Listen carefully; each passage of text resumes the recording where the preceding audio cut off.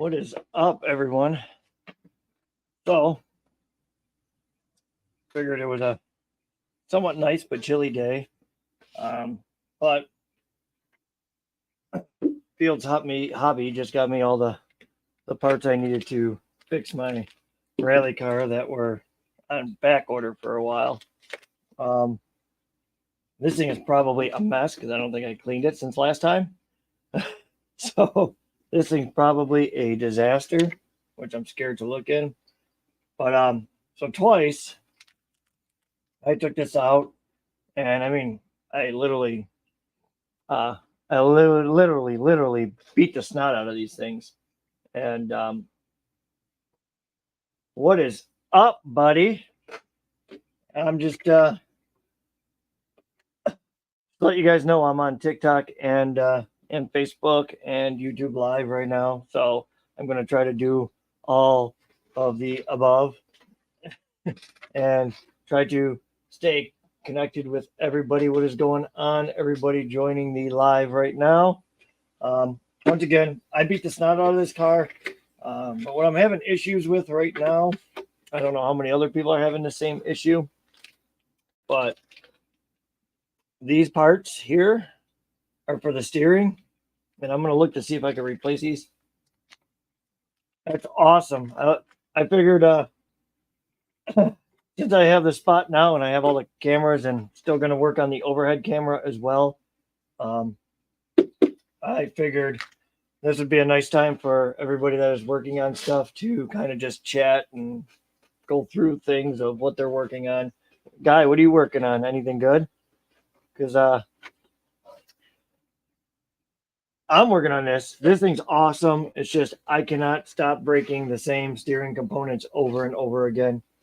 Don't know why they haven't come out with a new metal fix for this yet. What's going on, everybody joining on TikTok?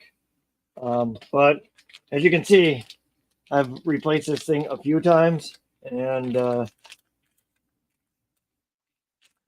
like this thing is just shattering right off. And that's just hard turns. Like, I mean, you would think it would be able to hold up a little bit better. Like I said, I don't know if anybody else is having the same issue.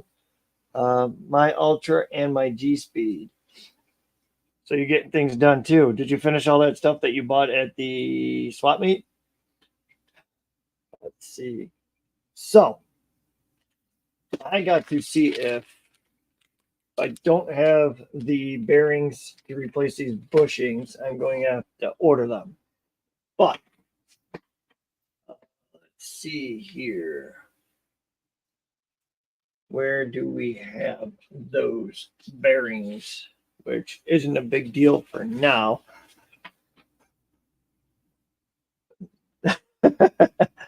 Not yet, huh? Not yet. It's in the add it to the list. Add it to the list. I got a big list myself of things that need to get done. Let's see here. So hoping that's why I figure I'll do the easy stuff now. I mean, I've already been in this a few times, so I figured it can't be that bad for the third time doing it. But like I said, I don't know what it is, but I'm not having any luck. Car's fun, don't get me wrong. But for some reason, like I said, I just don't know why I can't stop breaking the same parts. The last time I went out, I was literally on concrete, and when I was ripping it around, I came to, so at work, I work as a mechanic in the shop, and I came hardcore through the like hardcore. This thing was like crazy leaning, and I went ripping from the blacktop into the garage door, and then next thing you know, I went to turn again, and I had nothing. It was just, yeah. Then I hit the wall. But I just want to let you guys know now, I hit the wall after I lost steering. But why they haven't come out with a good metal fix for this, I was looking at all the Tamiya parts and or Tamiya, depending on who you are and how you say it. I was looking at all the upgraded parts for Tamiya and um, Yokomo and anything that had a steering component that has metal, and I have not found anything that was close to this yet. Which is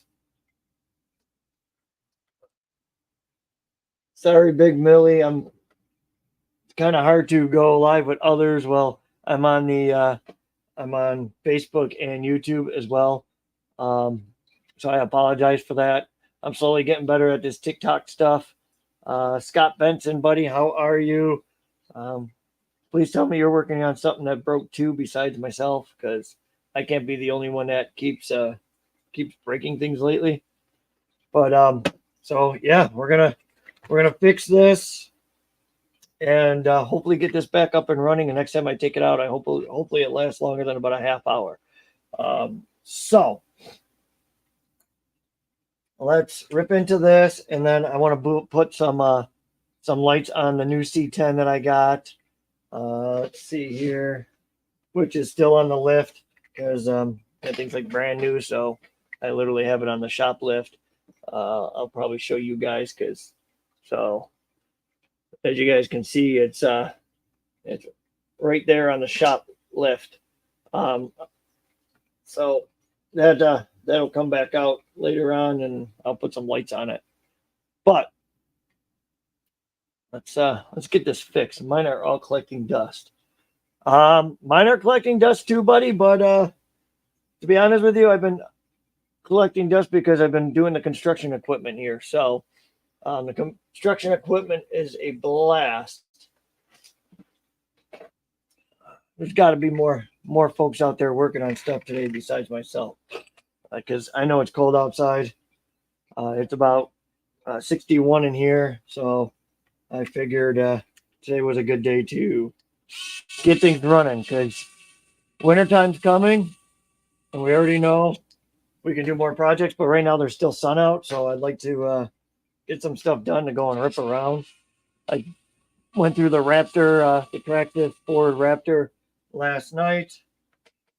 So I now know that thing is up and running again. Nothing really broke. It's just I had the high-speed gear in there, and it kept trying to overheat the motor. So I don't need to be overheating motors right now.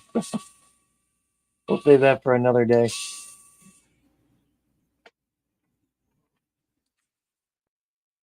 Scott, you coming? Scott and Guy, you guys coming to the hangover crawl on New Year's Day or what? If so, what do you guys bringing?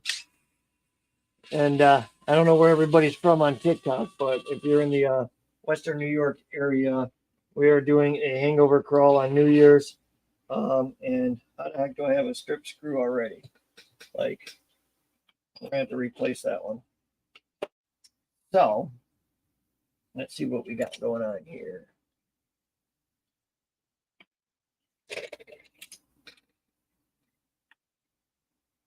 Oh, baby. Oh, baby.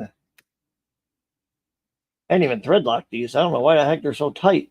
They're ridiculous. So the Phoenix, huh?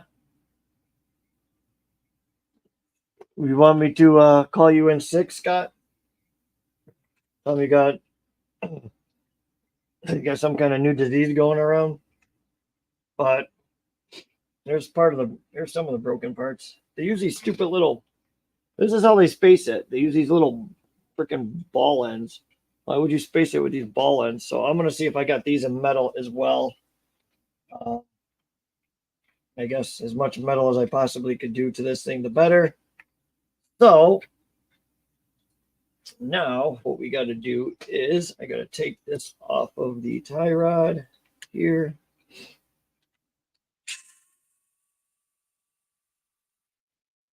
So you're going to bring the Phoenix. I think everybody already knows what I'm bringing. I'm just going to bring the U-Tron. That's a proven runner, so might as well just keep using that. Okay, that's the washer for the top. We've got a washer too. this one out. Man, like I said, I wish this thing didn't break so often because this thing's fun. Like literally fun. Making slow-mo videos with this thing is just a blasted. This thing's freaking awesome. Anybody else? Who else has one of these? I know somebody else has to have one of these besides myself. Okay, so now, after we do that, now we will be flipping this one over. I'm probably going to lose that washer. Okay. I like the metal. I like the metal chassis plate it's got. You can tell it's doing its job too, because this thing is scratched up because, well, we beat the snot out of this thing. Maybe the Ecto or all of them. I'm in.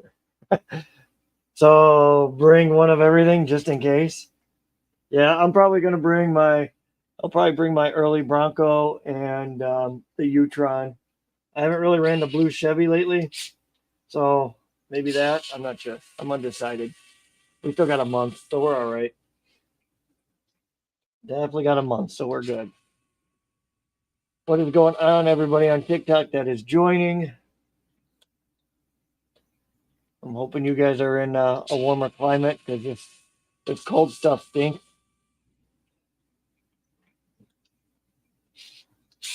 I want to go outside and play on my course, but that and the RC 4-wheel drive trail finder too, right, guy?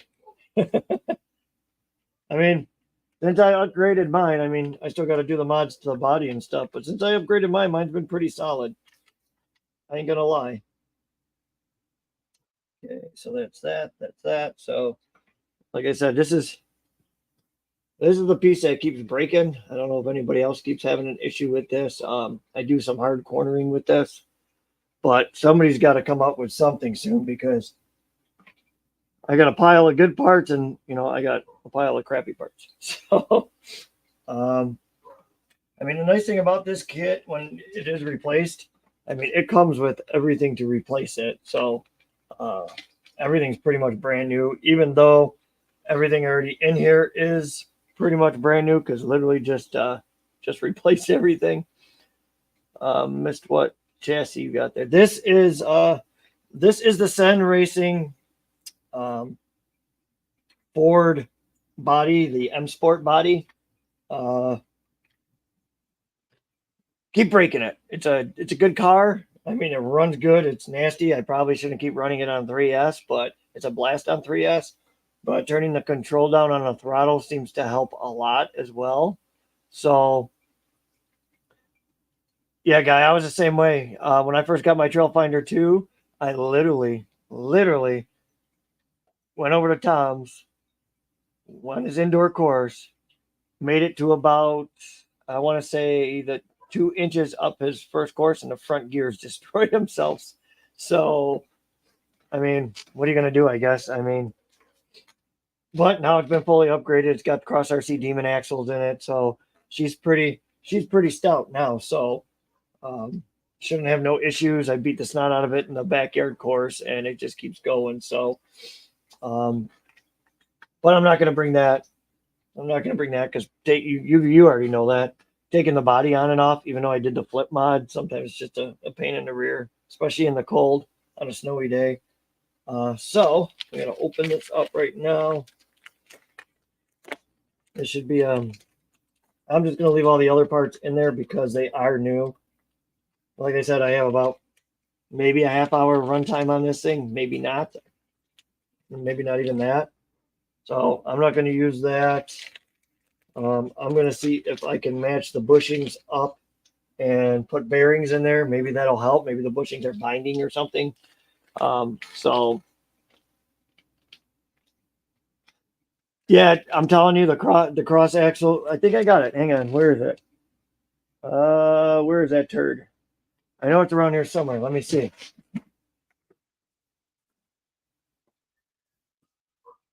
There it is. There it is. Don't mind my butt, guys. Don't mind my butt.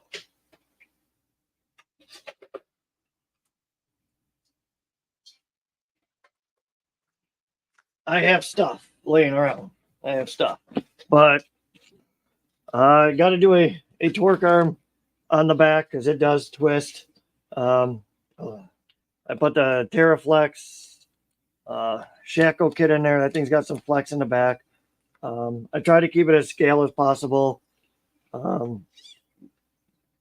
do got to get a different set of shocks for the front, but new EcoPower servo, new Crowmaster motor, new 1080, the Demon axles, the Cross RC Demon axles. Thing flex is pretty good. It's got a what is this? This one is I got the 3-link on it from Cross RC. Hope that doesn't break. But I will be making a couple of the braces in steel at work so that I don't trust the Cross RC machining. So, but like I said, I mean, I just have to put the body back on. I got these are the 385 pit bulls, and it's the same issue with the Cross. Sorry, TikTok. I kind of left the camera for a second. But these are the pit bull rock beasts. No, these are these are pit bull rock beasts with the what do I got in there? It's been so long. The heck is in this thing? Oh, these are the EJ's printed liners. Nice. I need to pick your brain on it. Yeah. Like I said, I mean, even if you wanted to take this thing and just kind of fart around and see what I did, I mean, you're 100% cool with that guy. I trust you. But my EJ Wood, he printed the liners for it, which this thing is nasty on the rocks. I mean, other than getting stuck because of the 3.85s, this thing's been like solid. I mean, like solid. I haven't really tested it too much hardcore with the 3-link setup from RC 4-wheel drive because I don't trust it. But like I said, it's been pretty solid. So like I said, I'm going to bring the body out. I might chop the body, the bed, and dovetail it a little bit, but it's still in the works. It's still in the works. But I mean, it runs. We'll just toss that to the side. What's up, Chris? What do we got? So I ended up with 2 more RCX24 saying new builds coming soon. Did you get them from Fields or did you buy them used? Yeah. Like I said, guy, you can. Good afternoon to you too, Chris. What is up, RC Tough? Shouldn't you be at work? What the heck are you doing? I'm calling your boss. So, like I said, we're gonna try to match up these bushings with some bearings. Traded some old heli stuff away for them. Gotcha. I still want to get a little mini helicopter for playing around in here. I want to learn how to fly them. I actually, Bert actually brought one over, and it's just like flying a drone. It was actually a blast. So I kind of want one while he's flying an airplane. I can crash into him with the helicopter. But all you guys on TikTok, everybody, thanks for joining and watching. I know we're just doing some weird, stupid stuff today, but like I said, I gotta stop driving this thing hardcore. If you guys ever in the West New York area and you guys stop into Fields Hobby and you see Bert, ask him how his toe feels after getting hit at like 30 miles an hour with a rally car because the idiot crashed right into himself. It was great. It made my day for sure. All I did was jump and he didn't even move. He just let that sucker hit him. Drones, I got 6. Take some off my.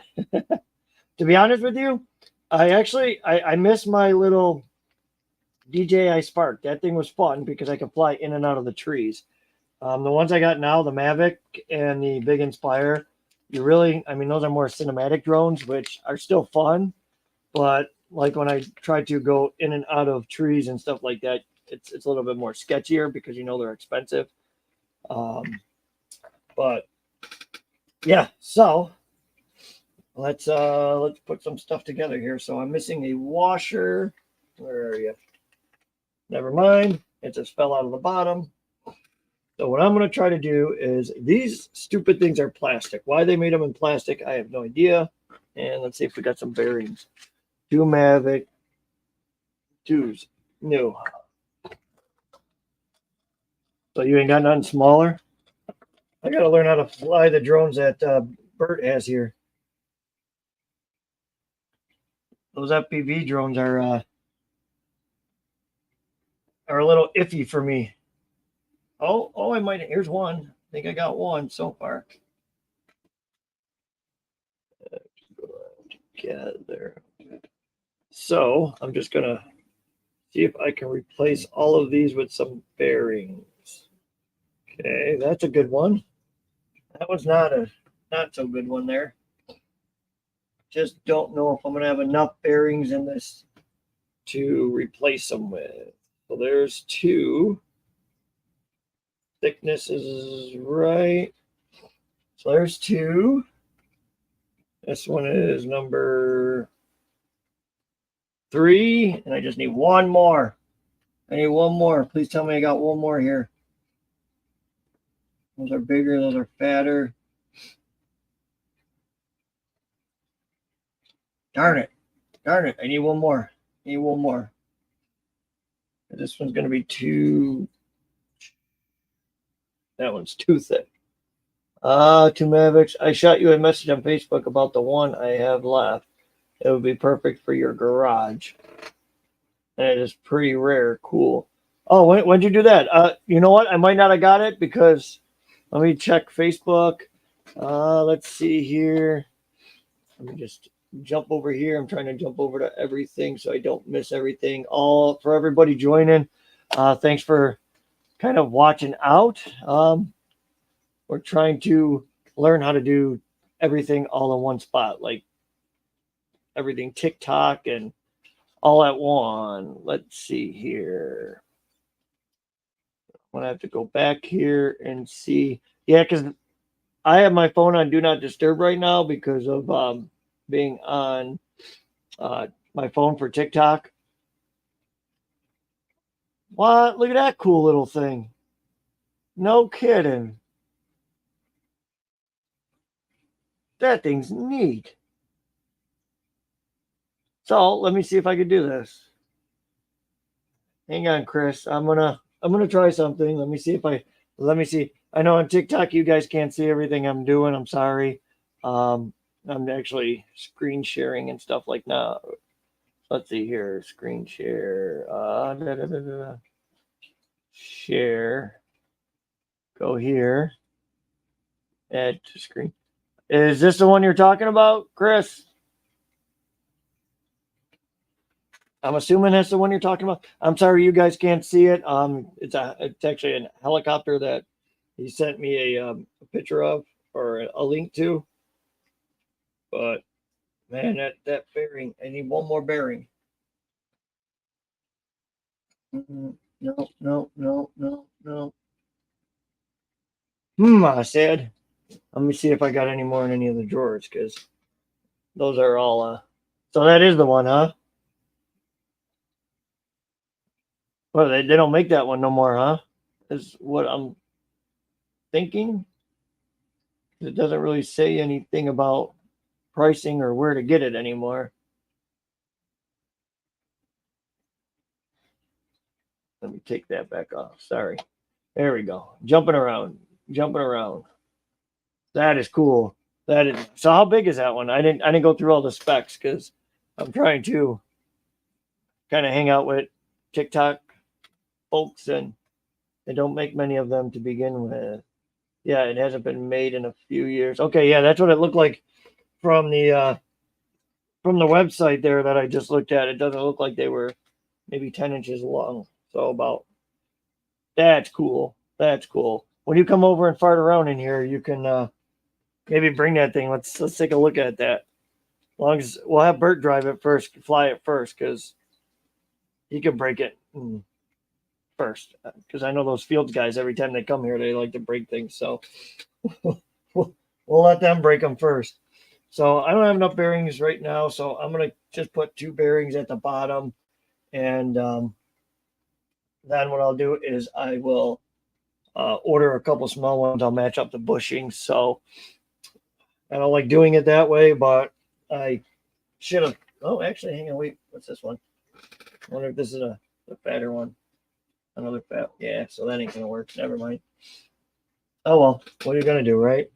We'll just take the bushings, run in the fields, and see if they get they got some bearings for me. Let's see. Yeah, I'll bring it over next time. I've only flown it 2 to 3 times, I think. It's more of a shell piece for me. Yeah, we got a few we got a few of them too. I'm gonna say more than a few. Everybody on TikTok, thanks for joining. We're just fixing more broken stuff, which seems to be a common thing lately, especially with the Cen Rally car. But let's see here. So we need to go here, like so, and then we don't have to really adjust the tie rod. So let's put the new link in here. Okay, so we need this one here. That one comes with new screws. So that's got to be like that. That's got to be like this. This goes in here like this. Dun, dun, dun, dun, dun, dun, dun. Mike, the bearing you need, I have like a pile. Yeah, I should have looked before I took this apart, but yeah, I only got 3, but I mean that'll be enough temporarily. I'll just leave the 2 ones as bushings, and I'll be able to get to them down the road when the time comes. So it'll be pretty simple because let's face it, this thing's probably gonna break again in a week. So first time I take it back out, it'll destroy itself. So I'm kind of used to it. So the bearing can go in there. Okay. Right, that is the right bearing, right? Make sure it's not. Just want to make sure it's not too thin. Nope, that's the right one. So I'm going to go on there. That moves pretty. That moves pretty good with the bearing in there. Okay. So let's see. We're going to do this one here. This one here. We're going to put the other bearing on the other side. That goes with the tie rod end. That always broke. This one is for here like this. This one's going to go in the bottom here like so. Okay. All right. So that actually does sit in. It is recessed.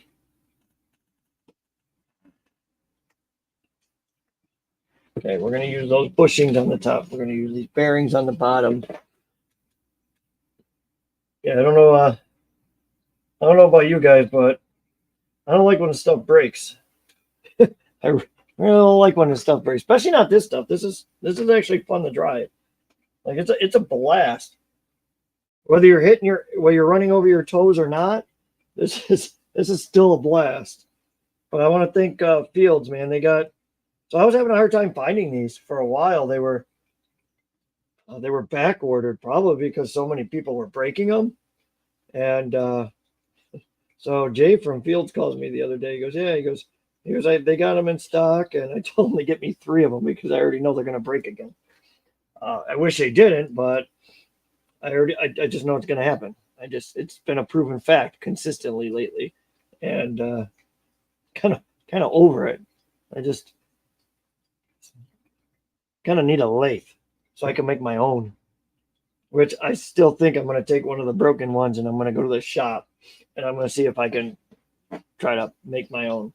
I don't know how good it'll be, but it's got to be better than this one. Okay, so now we're going to go here and here. We got to lift the front differential up a bit. Go here like this. Okay, like that, like that. Actually, I gotta go the other way here. Like that and like that. And there we go. Okay, so that way like this, that way like this. The bearings in there like that. Okay. That'll work. Let me get the other bushings in for now. So how did 9 toes Bert manage? No, so I gotta find the video again. So me and Bert decided we were gonna go and take the Pro Moto out. We're gonna take this. We're gonna go out ripping, having a good time, just like you would expect to happen. And so I give Bert the controller. I'm like, here, buddy, go have some fun. He goes and has some fun, and he comes ripping. Like, kind of, I think the throttle was only at like 50%, but the thing was still flying. And it's coming straight at us. And it's still coming straight at us. And it was still coming straight at us. And I jump out of the way. And you would think that Bert would see me jump, knowing that he's aiming right for us. And he just keeps going. He just kept rocking out. And I jump. And he didn't. And he crashed right into his foot. And then he jumped. So he was a little delayed. So, yeah, that was a blast. I had a good time that day. And then I figured that's when I was going to break because, Bert crashing into his toe. I figured that was it. He was, the thing's going to be broken. And then, no, but we go to Tom's afterwards. And I go, here, Tom, let it rip, buddy. And then Tom comes around a turn and then he breaks it the first time. So, yeah, I have no idea why the thing keeps breaking, though. That makes no sense to me at all. I really don't understand why. I don't know if there's, something I'm doing wrong as far as driving or what, but yeah, that's, it's not getting fun anymore because now it's starting to be a consistent thing of breakage. Yeah.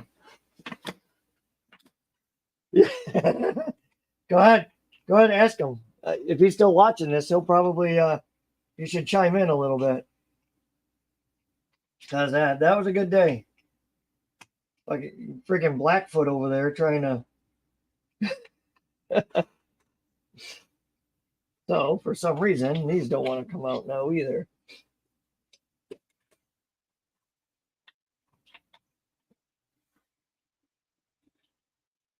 Wow, that's really in there now, huh? Okay. So, let's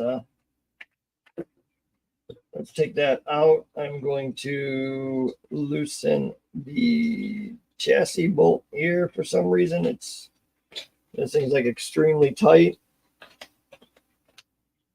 So we're just going to loosen this up a little bit.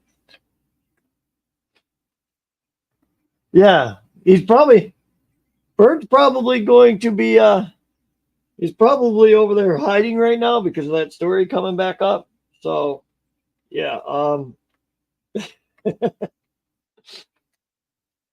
but yeah, I made sure I told everybody about it. Like as soon as I seen our buddy Tom, I told him, I'm like, yo, can you believe this idiot just crashed into himself? So yeah, that was a good day. That was definitely a good day. I had fun that day. So, but let's see here. So we need to get this on there, that back on that. This has to go back in here. I loosen those up so I can get a little bit of movement out of them. Bearing there. That needs to go there. Okay, so that and that. Okay, this needs to go up like this.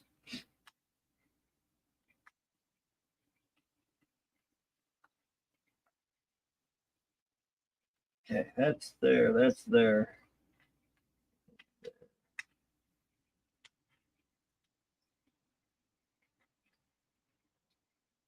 What did I do here? What did I do? That one goes there, that one goes there. This goes there, this goes there. Like that. This is what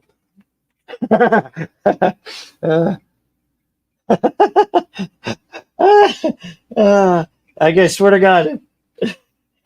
God, if Bert calls me and says, "Yo, what the heck, man? Now I'm getting all these get well soon cards and stuff." I swear I'm gonna just start dying laughing. I literally am gonna die laughing.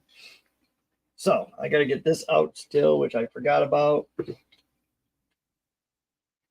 Yeah, I really, I don't know what I was thinking. It was a good day though. That was definitely a good day. Um, but yeah, this is, gosh. Let me know what he says. Let me know if he tries to deny it, because you really can't deny that, because that was hilarious. That was definitely a good day. And let's see here. That one goes there like this. This goes like this here. Okay, that goes like that there. That goes like this here, like so. Okay, then this goes back under here. I'm going to put the bushing on that side so I know it's somewhat safe. That's going to go here. That's going to go there. Okay, that turns real nice.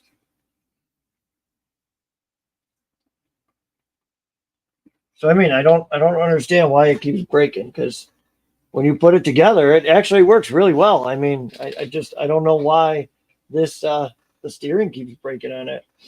I mean, it is cheap plastic. They could have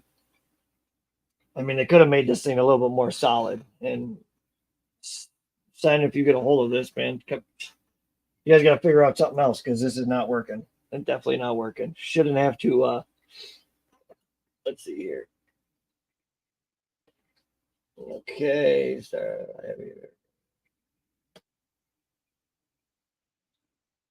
I have no idea what I'm doing, guys.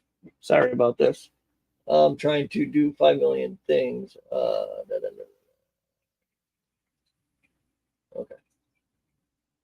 Yeah, I'm not doing that right now. Sorry about that. I sent him a text just now that read, I heard about your injury on YouTube. Get well soon. ah, ah, oh, God.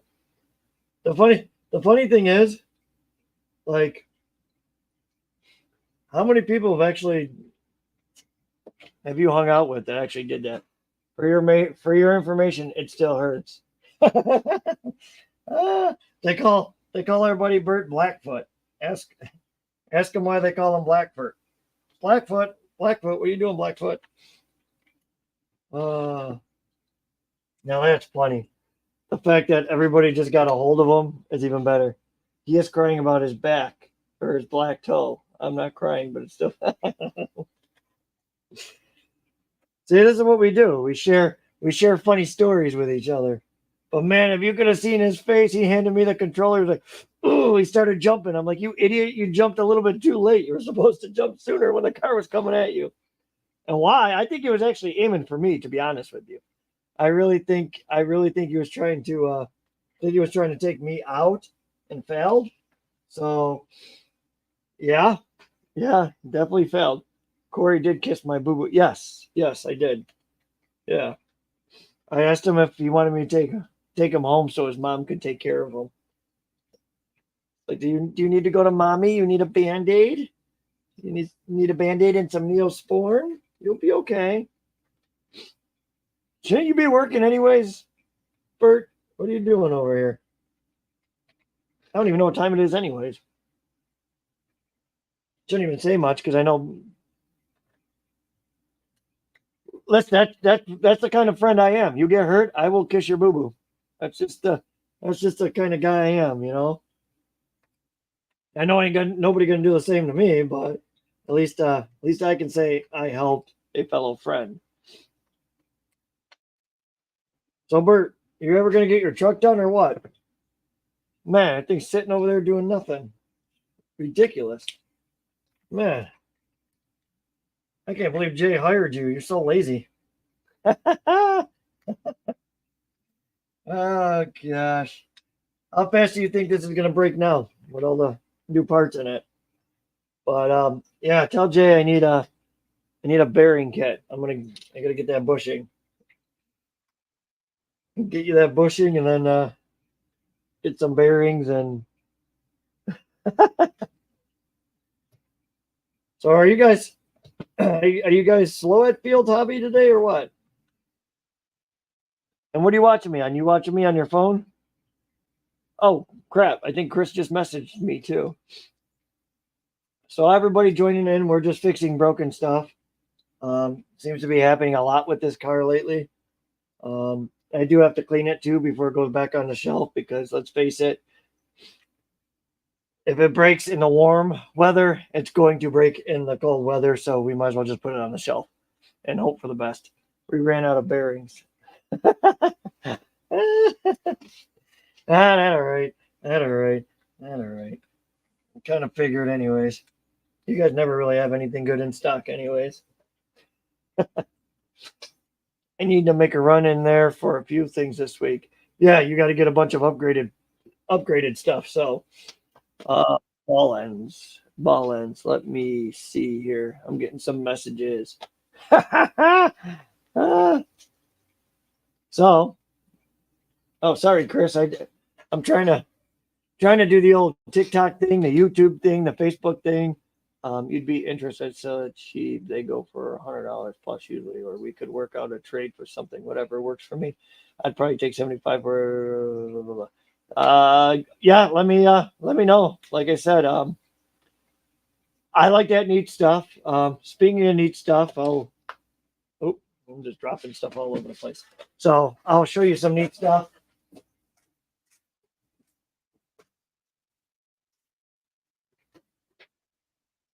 You guys will hear some noise, but I don't know if you guys will see me.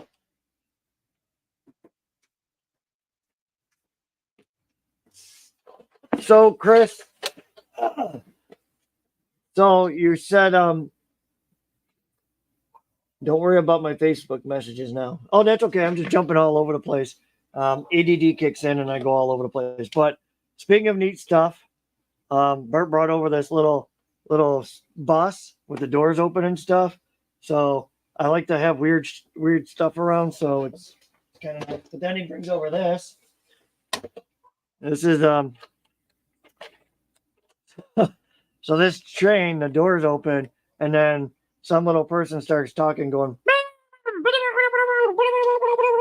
whatever that means. So anyone have an old SCX-10 chassis? All of my SCX-10 chassis are pretty much in use, and most of them are cut and chopped. Like my little S10 Blazer on the shelf over there. It's I think it's a 10-inch chassis. I can't remember all the specs of it anymore because it's been a while. But the chassis has been shortened and just to fit that body. I get paid by the hour. I'm gonna tell Jay. I'm telling Jay that. Is that an RC? Yes, both of those are actually RCs. They got controllers. You can drive them around and stuff.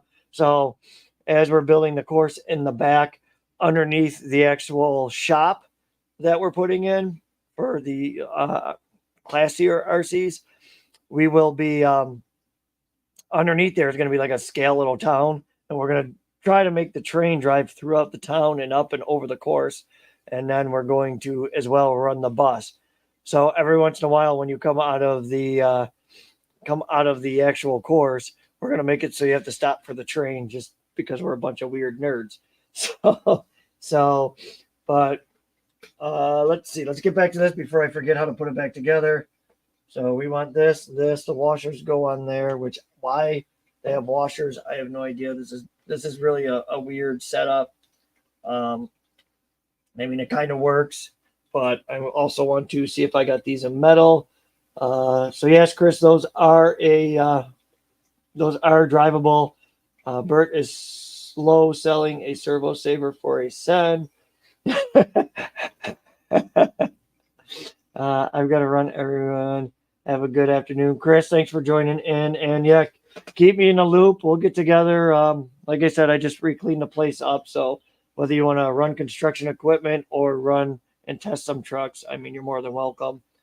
Let's see. And so, okay, we're going to do something because I know how to use the actual computer program. Guy Spencer actually, so Fred This guy Spencer actually said he might have a spare chassis laying around. Um, so yeah, I don't know. I know YouTube's a little weird in trying to, I don't know, link everybody together, but I also wanted to put this, hopefully, let me see how I can do this. Hang on here. So we're trying to be a bunch of nerds. I wish I could figure out how to get TikTok incorporated in all this too. So, so I just got this from Guy, and I think if Bert is still watching, so that's Bert's foot right there. That is Bert's. Bert's got the old black foot going on. I have to find. I'm gonna try to find some metal ball ends. We have them in here somewhere. I know I just seen them not too long ago. I know I brought some in here as well. I just don't know where they are, everybody. Metal ball ends. No. More adapters and space. Yo, you guys hear the dogs killing each other? Man, the dogs next door. It's like a dog fighting ring. It's ridiculous. Man. All right. Well, I don't know where all those are. So, let's see. I know I got some over here. Okay. So, see if I can match up some metal ball ends so this thing ain't a turd anymore. What is up, everyone? On TikTok, I'm just trying to bounce around. Don't mind me. Okay, so that.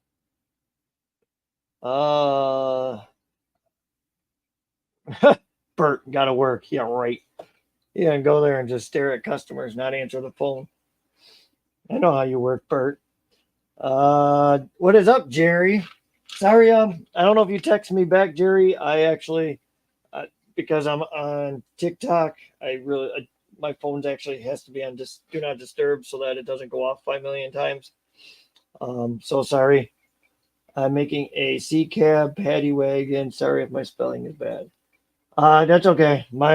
I move 5 million miles an hour, so sometimes my spelling isn't the greatest either. Oh, I think I found a metal one.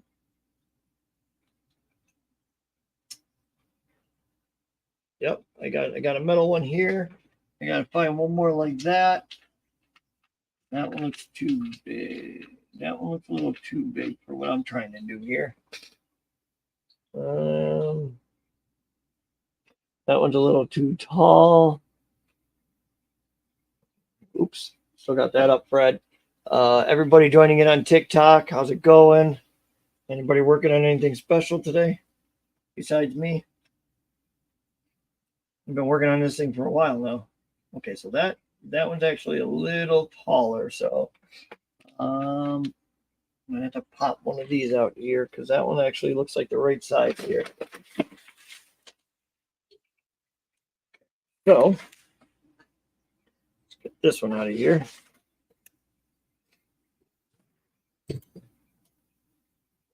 Well, who else just messaged me? Let's see here. Go on. FBI Sport. Styrene check build. What you breaking? This is the Jerry. This is the Cen Racing. This is the third time or second time I broke it. And that the second time I really wasn't on anything other than pavement, and for some reason it still broke. So it's kind of scaring me now. Definitely kind of scaring me.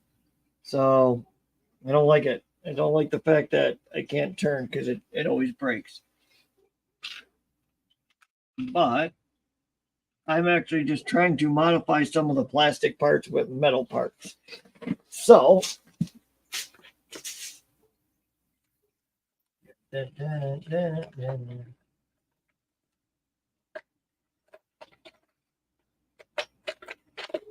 have a few links that I can sacrifice ball ends out of.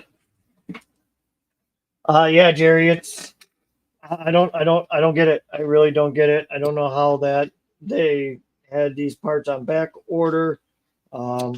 knowing that they keep breaking and I keep dropping stuff, which is right here. So yeah, like I said, this is right now. This is gonna be the second time I'm fixing it. So I'm hoping there is no third time. I'm hoping this second time will be fine for a while. Okay, so it's gonna be that one is a little taller. That one's a little taller. It looks like I'm going to want two of them there ones. Styrene shake build. Yeah, I got to get some styrene for the headache rack for the dump truck I'm building as well. Like I said, there's a lot of projects going on here. This is just one that I already know wintertime's coming and it'll sit on the shelf and I have the parts, so I might as well just get it out of the way now. But yeah, Jerry, this is you're gonna be in the same boat I am with this thing, I think. Maybe not run 3S, but even on 3S, I really wasn't running it at its full potential. I mean, I think on 3S, I was only running it at like 50%, which really wasn't that bad in my eyes, anyways.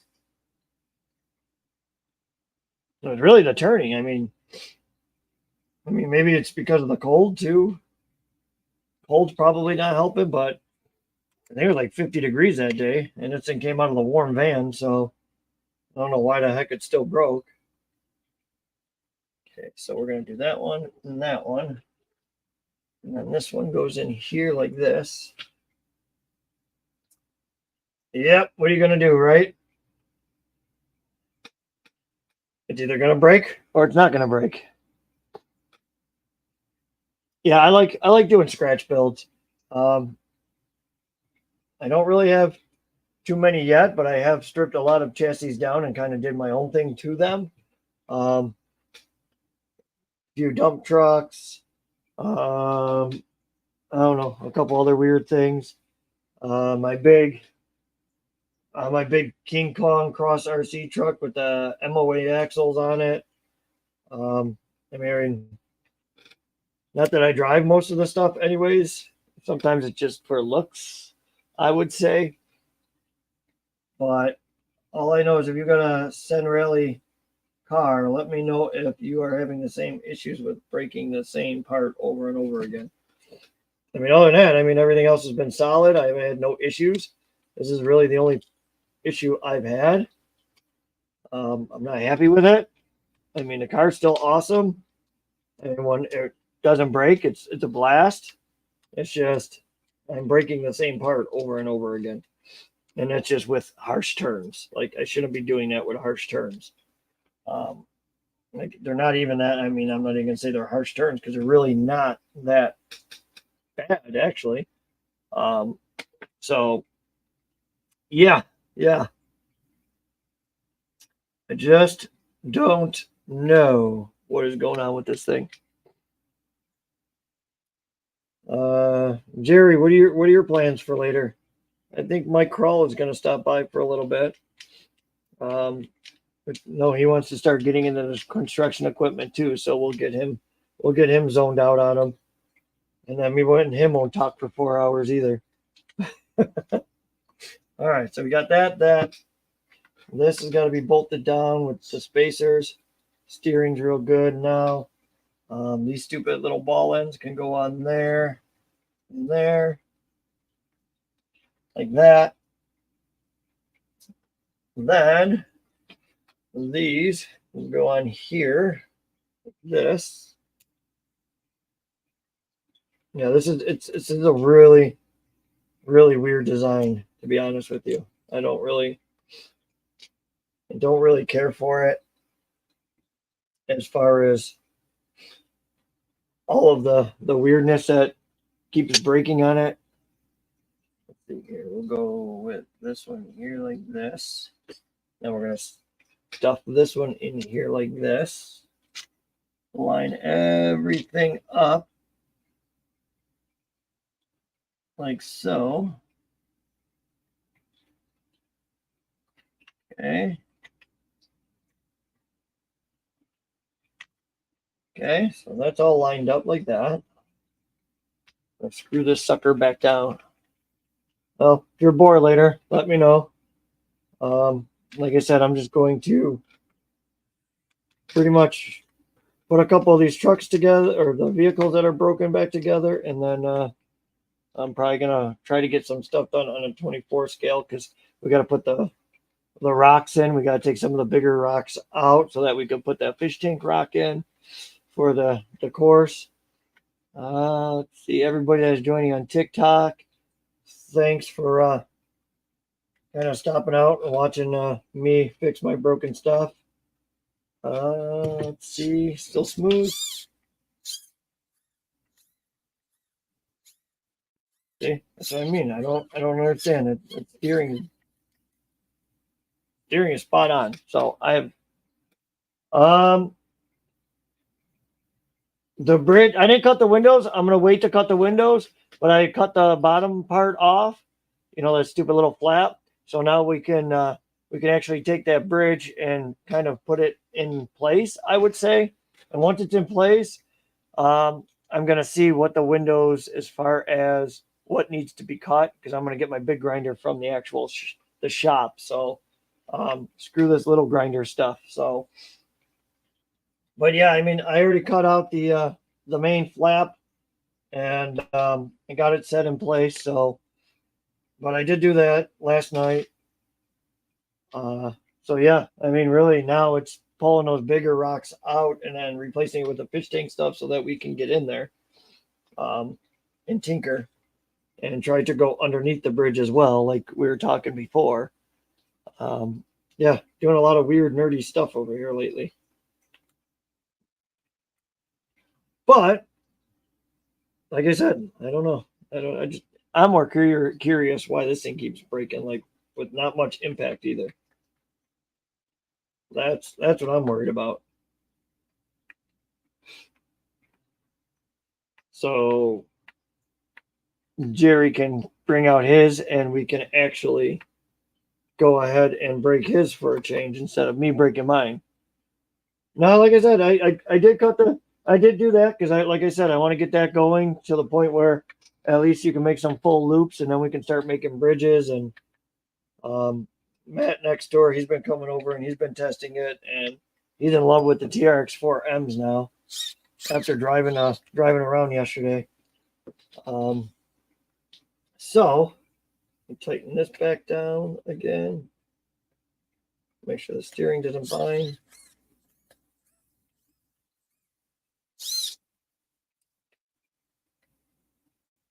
Like I said, that part you would have thought they would have made either solid plastic or what, because I don't know why the heck it keeps breaking like that. That's I mean I get it, it's thin, but like literally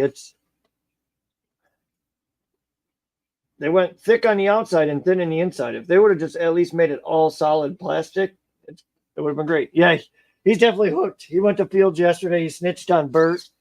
Um, Told Jay that Bert's been over late at night and stuff like that. So yeah, him and Jackie are snitches. So that's done. We added some metal spacers instead of the plastic spacers.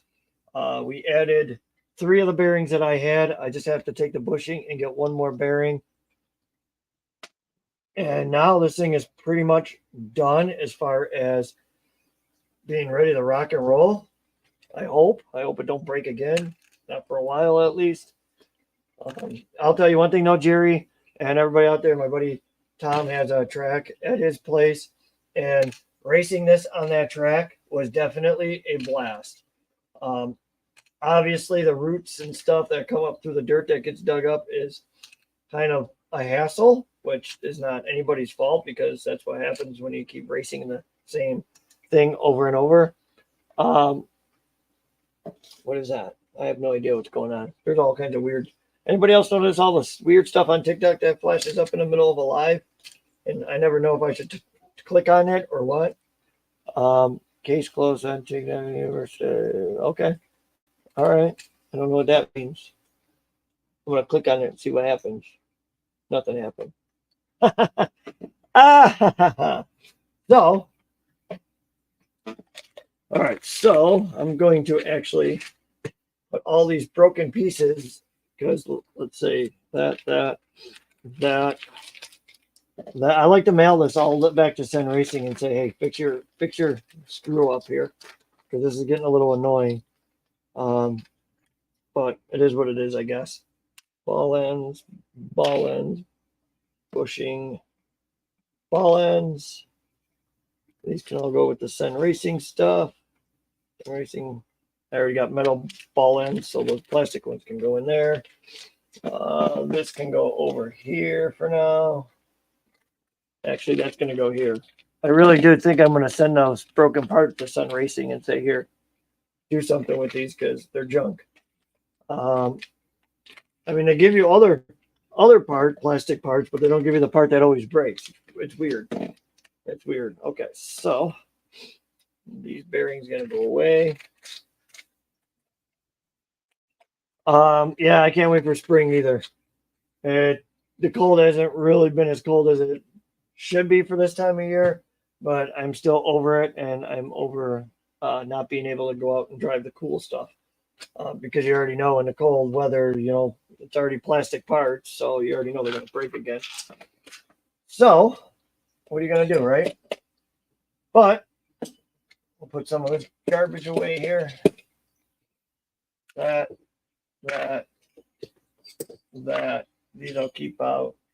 These are new body pins here. This and this could go in the trash. And then what I'm going to do, well, it's apart. It's really not that dirty. Okay, so we got 1, 2, 3, 4, 5, 6, 7. We got 1, 2 there, 1, 2 there. That one is. So we should be good to go. Now, what I'm going to do is, like I said, the steering is like perfect too. Let's see. What I'm going to do is I'm going to get some stuff to clean this up.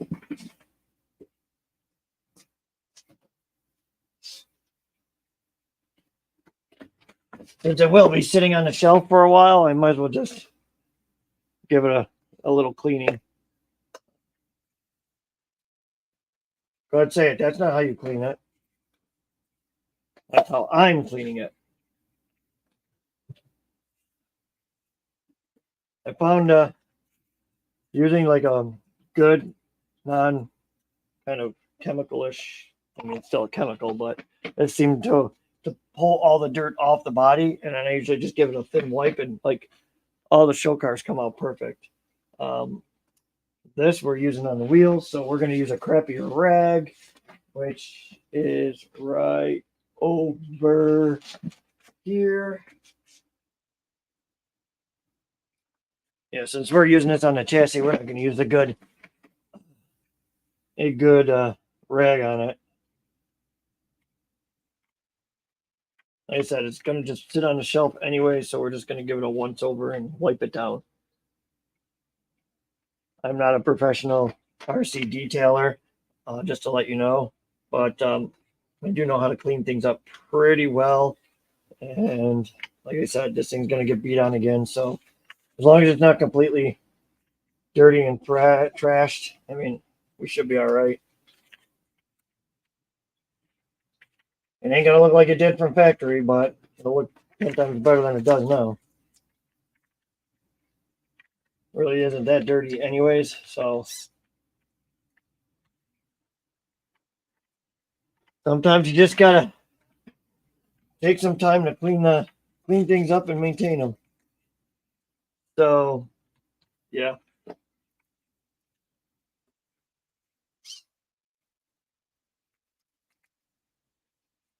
I beat the snot out of this thing too. This thing's a blast to drive. Like I said, when the thing comes around a turn and it's kicking up dirt, this thing looks neat. I'm telling you, like really neat. So, okay. Now, 1, 2, 3, 4. Okay, now we're going to take this one here, put that one to the side. we're going to do this real quick. Anybody else ever nerd out and just start randomly, completely detailing vehicles to a point where you're wondering why you just did all that work? Because, yeah, that's definitely me. Definitely me. I don't know why I get too carried away with this stuff, but I do. I guess just because it should look nice if it's sitting for a whole year. What's on that bench? What is up, Neil? This is my Cen Racing M Sport that keeps breaking. So this is the second time I've actually changed this part, and I know it's going to happen again until they make it in metal. So I'm kind of just ready for it. Now that it's all put back together, I'm just going to detail it up anyways because, man, this thing, I think I trashed the wheels more than I trashed the body. This thing's a mess. Yes, I do use detailing brushes on my RCs too because I am a nerd.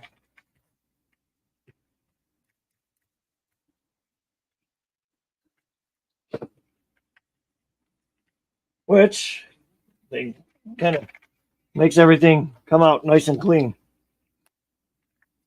And because this car actually is like one of the nicer bodies that I have seen on a rally car, I mean, gotta kind of keep it clean and keep it nice. Yeah, Jerry, yeah, just get a hold of me. Like I said, should be around.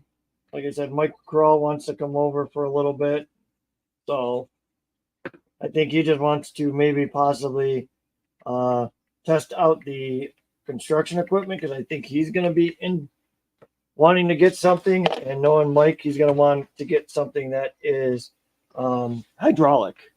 Osborne RC, what is up? How are you? Okay, now I get a drink.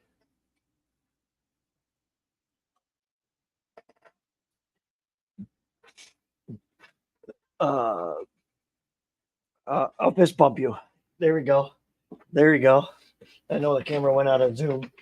We're just trying to get some stuff clean, organized for winter. Winter is about 9 months long. I mean, not really, but it sure feels like it's 9 months long. So, like I said, this thing probably won't come out because, like I said, that steering link is so bad that, I mean, in the cold, I know it's just going to shatter again. So, I figure this will sit on the shelf until it gets warm out. Maybe I'll have a chance of it not breaking. So we're going to clean this up one more time. This is for the tire shine. To start doing that's going to be my winter thing maintenance. Every winter time, I usually take my most used vehicles and I try to clean them, maintain them, go through them, re-grease them, change any bearings. That's why I decided to find some bearings for this thing. I will. I'm hoping that helps the issue, with binding and everything, making sure everything works. Let that sit for a minute. So yeah, usually the wintertime is definitely my maintenance. The U-Tron, I just went through, but I'll have to go through again. Early Bronco has been gone through, but I'm going to end up doing it one more time. Problem is sometimes I don't like is we'll fix and maintain things, and then next thing you know, now they're 10 times worse than they were before because you had to touch it. Yeah, the body on this car is actually really nice. They did a good job from the wing to just everything. It is a good car. It is. I mean, other than that steering issue, this thing is built pretty well. I don't know how many people have that steering issue though. I mean, I hope I'm not the only one that breaks the same part over and over again. But yeah, this thing is nice. I like it. They did a good job on this body. got some 1.8 mofo rims coming for the Texama Slayer Pro HD. Oh, you're not messing around, huh? Definitely not messing around. Yeah,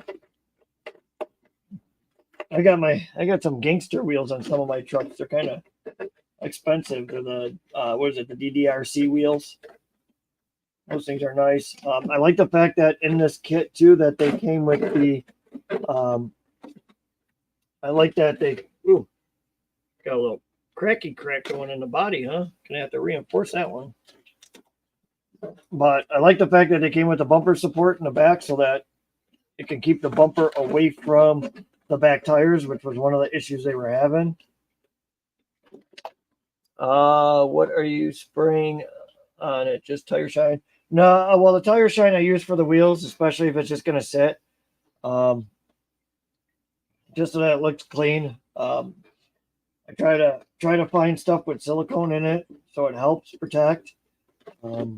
This is just Stoner glass cleaner because it's really not harsh on the bodies. I've been using it for years, so I usually just shake it up, foam up, spray it, let it sit for a few seconds. It actually pulls the dirt up, and then you just take a nice soft cloth and you can just wipe it, and it just comes out shiny.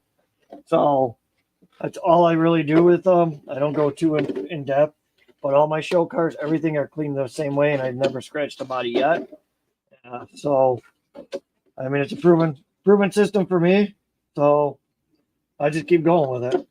Like I said, then you just keep wiping, and literally I'm putting no force down on the body at all, and everything's just coming up because the glass cleaner already lifted it. So I don't know how you guys clean your bodies. I mean, but like I said, this is the way I've been doing it for years, and I've never had an issue. So if it works, why change it, right? So,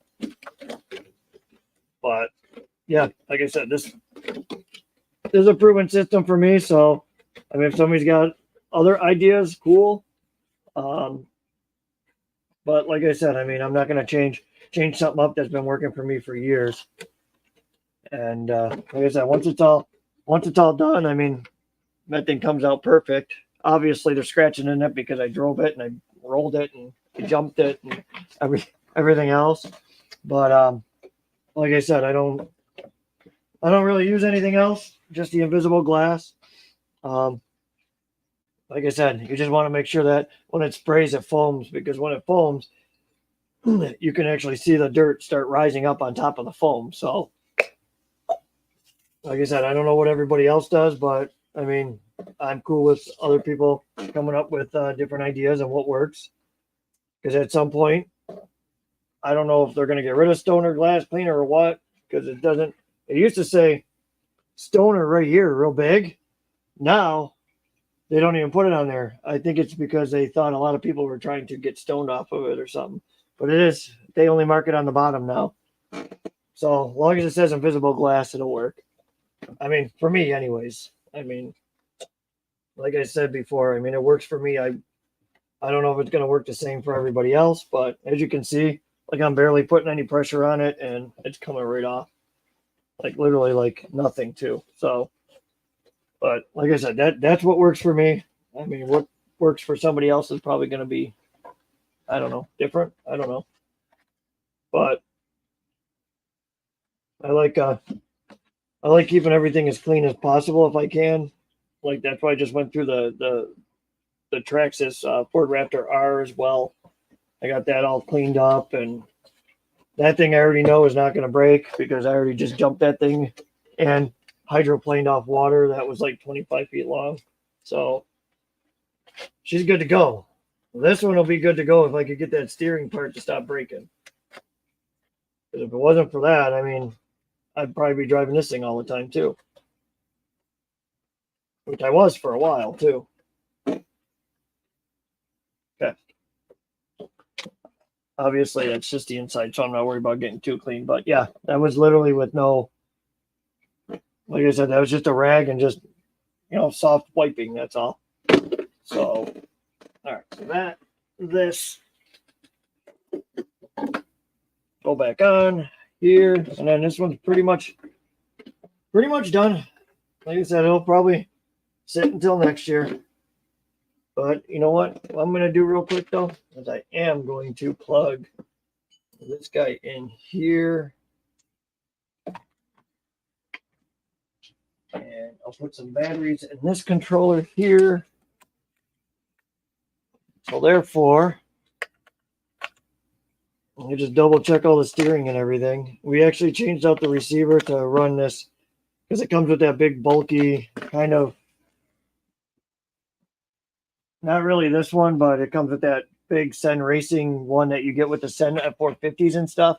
And those things are just, they're just horrible. They're horrible in my opinion. Back, phone down.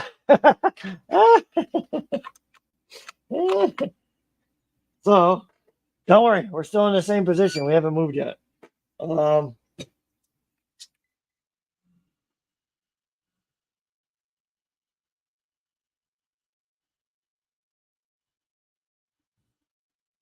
Could have sworn this was the Cen Rally Car one.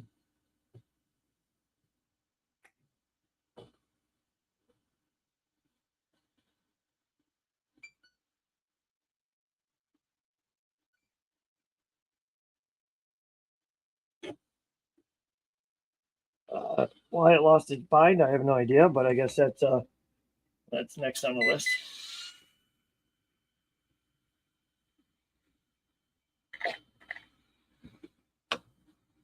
All right, well, somehow it. Oh, there you go.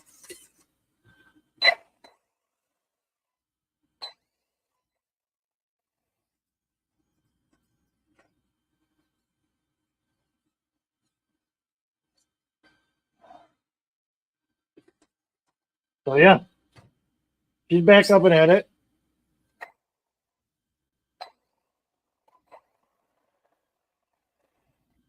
That's just a little 2S with a 30C on it, just to make sure everything was working. I don't know why it was delayed, but it's probably because of the new system we got. It helps with the steering because the steering on originally the steering was a little, I don't know, just to me it wasn't right. So we put a new well, Bert actually did it. He was farting around with it and put a new ESC in there. Help control the throttle a little better with the Spectrum controller. I mean, it's smooth and handles better, a lot better. Like you can actually know where it's going and what it's doing now. Yeah, I mean, this one's done. Another project done, and we'll probably break again very soon. So we're just gonna put it on the shelf in 9 months when it's warm. We'll take it out and beat on it. But this thing is just a blast to drive, like a blast to drive. Obviously, I mean, I guess on dirt roads, I'm going to say that just leave it and don't go on the dirt roads. Try to keep it to the blacktop until somebody makes a solid metal mount for it or a steering mount.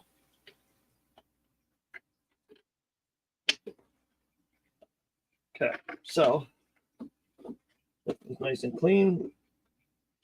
It could go on the shelf. And on to the next thing that needs to get done. Okay, that one. But all the talking I did, I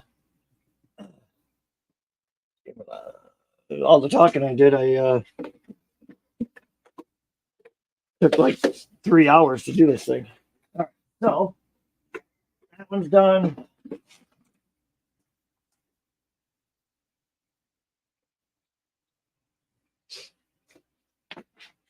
Now comes this guy.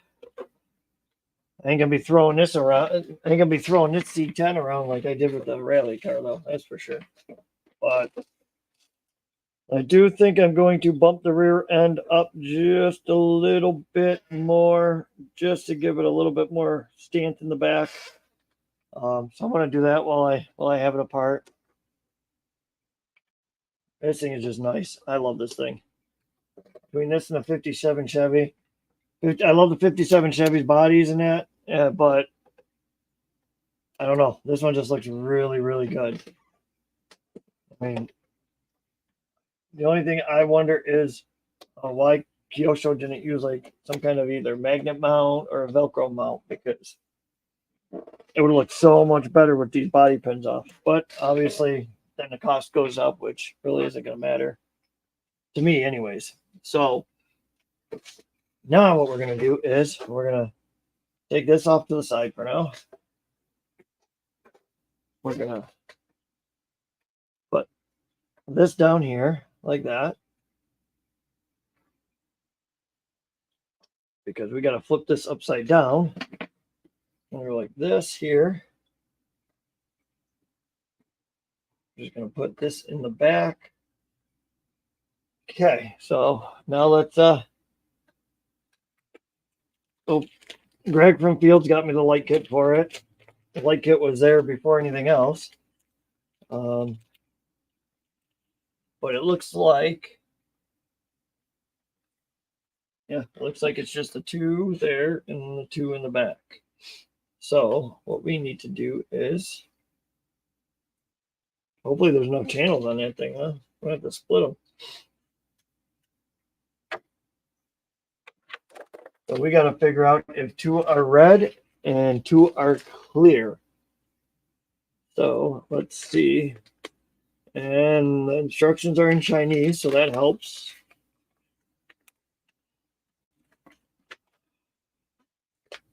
Okay. Okay, so it looks like there's two clear bulbs and two red bulbs. So we'll have to, let's see, that one. Okay, so it's got add-ons too. So it only needs one to run, and then that one is, and looks like an optional part. So it looks like this is an optional part if you want to run other line. What? Yeah, so if you want to run other lights. So let's see. How do we want to do this? I'll leave the body for now. Pick up the kyosho chassis. Since it's all clean, I'll just put it right back on here. And then, where was the receiver on me? Right here. So, let's see how I want to do this. I'm thinking, probably gonna run it. Oh, you run it through this there peephole there. Hey, just going to do this real quick. Thank you there. Oh, and now, okay, we're gonna go here. Okay, there. What the heck is that? What do we got? Back phone died. Let's see here. We got the old Blackfoot. Okay. It seems more affordable and ready to run for him. The key set needed much to complete. I guess I can be worth it. So let's see here. Okay, I'm back. All right. So, all right, let me rip this apart. Okay. Let's see what we got going on in here. So we got a free channel there. So let's do this. Let's go here and see if I can get this through here like this. Real nice. There we go. Okay, we're gonna put this one in channel. 1, 2, 3. We're gonna go. Okay, we're gonna go right into here like this. All right, now we're gonna take this here. Probably gonna need that. Then we're gonna need. Gonna have to steal the batteries out of that because remember years ago when I used to actually, RPs used to come with batteries? Plus, they were on a wire anyway, so you used to have to follow them around all the time. That was great. That was great. They only go like 1 mile an hour too, not even. Okay, so this one will go on here like that. We're gonna turn that one on. Oh, this is the first time I turn this one on. Okay.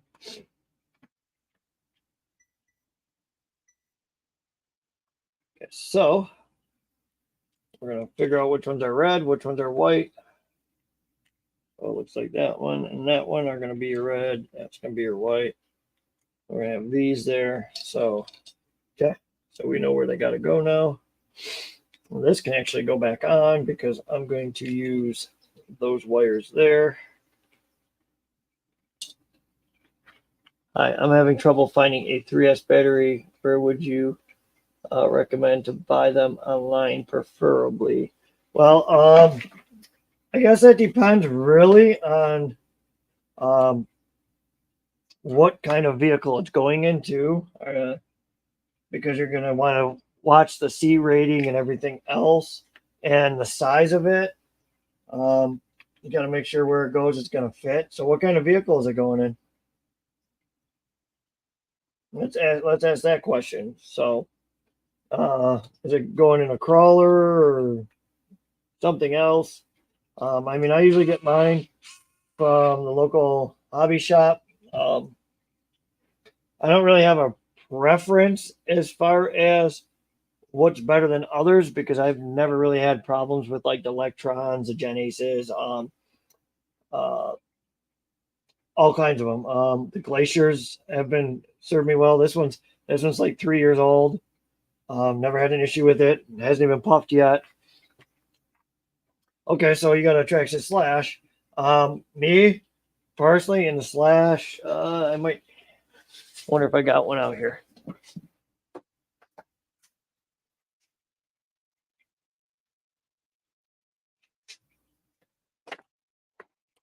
So depending on how much you want to how much speed and stuff.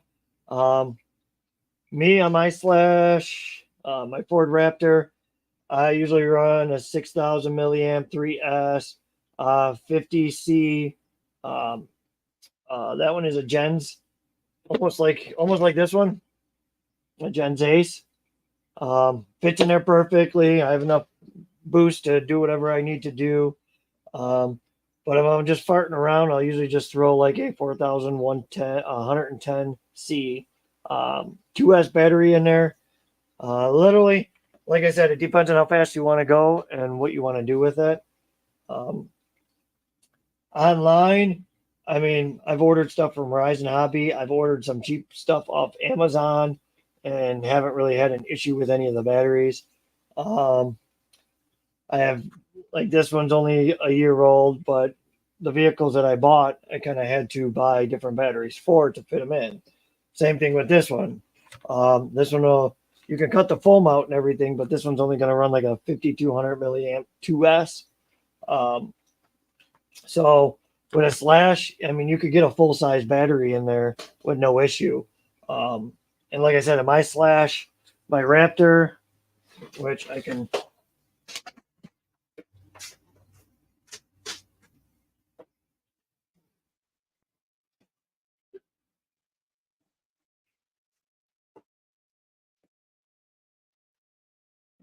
So in this one, this Raptor R, I usually run a 6,000 milliamp 3S battery with, like I said, the 50C rating, and it's enough power to do everything I need to do. But yeah, as far as ordering online, I mean, I usually don't order too many batteries online. I just usually go to the local hobby shop because if I have an issue, they'll warranty them out and everything with no issue. But like I said, I have ordered from Verizon Hobby. I have ordered some of these small batteries from Amazon. Like I said, I think there's a couple of them I ordered off Amazon and like literally got them the next day. So, and I think that's why I ordered them for the construction equipment the one time, is because I was working with the construction equipment on Friday night and the batteries came on Sunday and the hobby shop wasn't really open on Sunday. So, and I couldn't make it there on Saturday. But like I said, I mean, if you could fit, if you could fit the bigger 6,000 milliamp battery in there, I mean, why not run that? The battery that was in there was a 5,200 milliamp 7.4 volt 50C aftermarket, which was so I'm assuming 7.4. So that was a 2S, which makes sense. A lot of the guys they actually run them on 2S. Me personally, I usually run mine on 2S unless I decide I'm going to jump or hydroplane over water, and then I'll throw a 3S in there. So, but the fact that you want to go 3S, I mean, like I said, I don't have all my batteries in here because it gets colder in here, so I have them all stored in the house and in cases and stuff. But I have literally a 50 or a 6,000 milliamp that is just a little bit bigger than the 5,200 milliamps, and it fits in there perfect. Plus, that thing goes forever. I run that thing too sometimes in my SCX6 with no issues, and I usually could get a couple hours out of that, depending if I'm beating on it or driving slow and just crawling. So, but like I said, it's really going to be what you feel comfortable with batteries. I wouldn't go too cheap, because of the fact is, like I said, sometimes you go too cheap, sometimes you get a bad battery or it doesn't charge the cell right, and next thing you know, you get a battery that puffs up like this. So lipos I don't like playing around with as far as being unsafe with them. But like I said, I mean, if you had a 2S in there and you want to bump up to a 3S, like I literally went to a 6,000 milliamp so that I could keep pounding that thing for at least an hour. I think I got out of that 6,000, but that was like full beating the crap out of it, you know, because sometimes you just have to beat the crap out of things. Turn that off for now. But and the drag cars were, you know, you're only supposed to run a certain battery in those, and I really don't. I like to run my drag cars on 3S. I like when they're a little squirrely and scary, just like they would be in real life.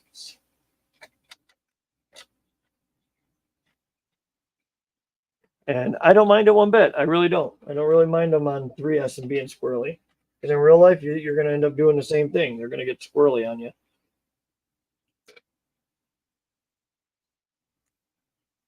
Dun, dun, dun, dun. So we want one there, one here. We're going to get this one in here like so. And we're going to do this and this. I'm going to get these in here real nice. Like so.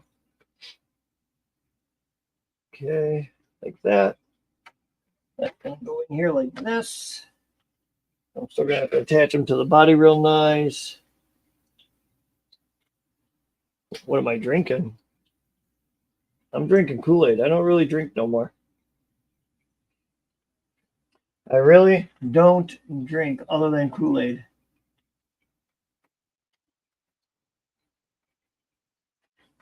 Oh, come on, get in there. Get in the hole. Get in the hole. There she is.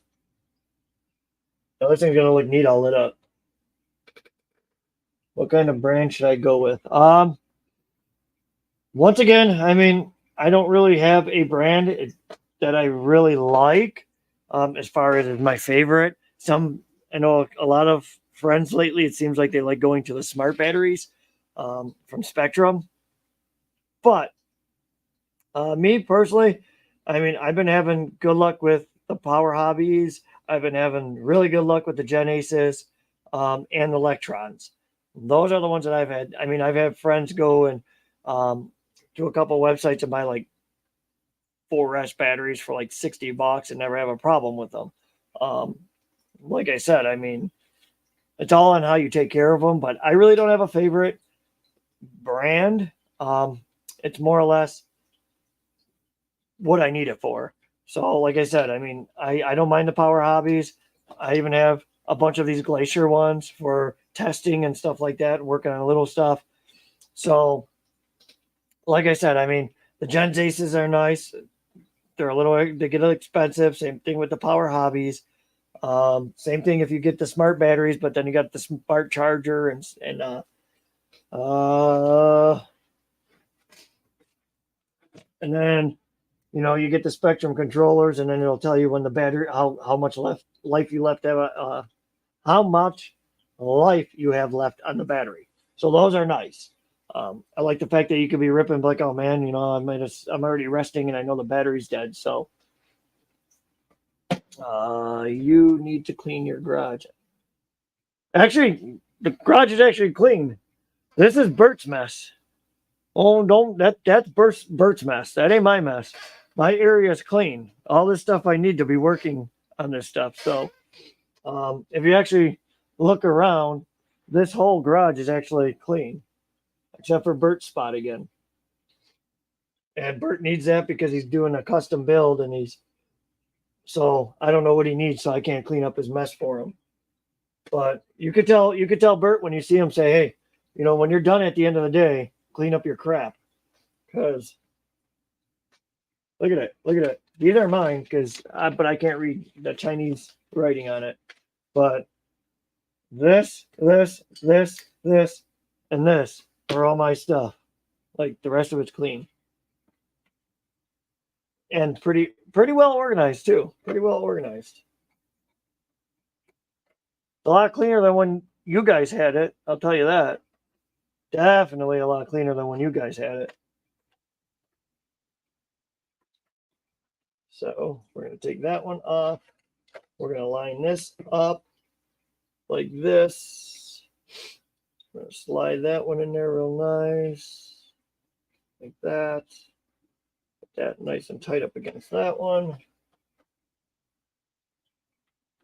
It's amazing the light kits, how good the light kits work on these. They make the vehicles look so much cleaner and so much better. But we're also going to, like I said, I'm also going to add a spacer to, there we go. I'm also going to add a spacer to the back to kick that suspension up just so that it has a little rake on it, like it should. So you just throw paper on the floor, and that was Dad, not me. I tried to clean it. Whatever you got to tell yourself. I throw paper on the floor because when I'm done, I usually pick it up and clean it. But I can't read Chinese and it's in my way. So,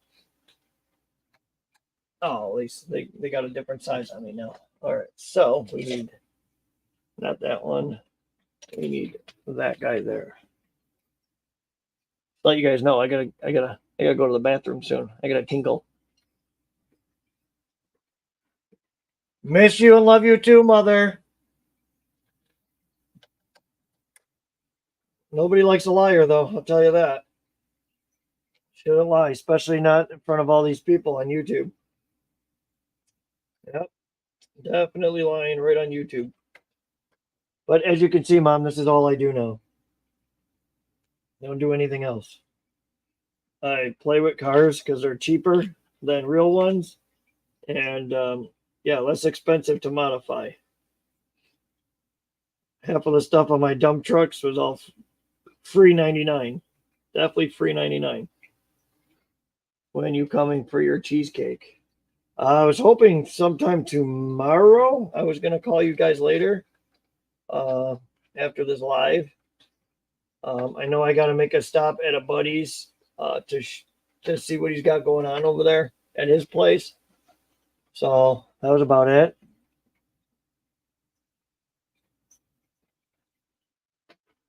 Oh, no kidding. Yeah, I actually started doing one here as well. Let me see here if I could do this. Da, da, da, da, da, da, da. So let me do this here.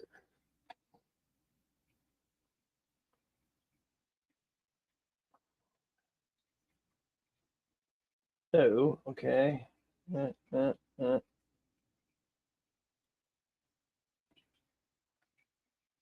So let me do this. I think I'm still screen sharing. Let's see here. Stop it. Let's do this.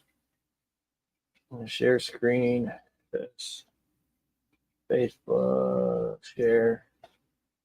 Okay. So yeah, I did. I started one here because this is what I like doing.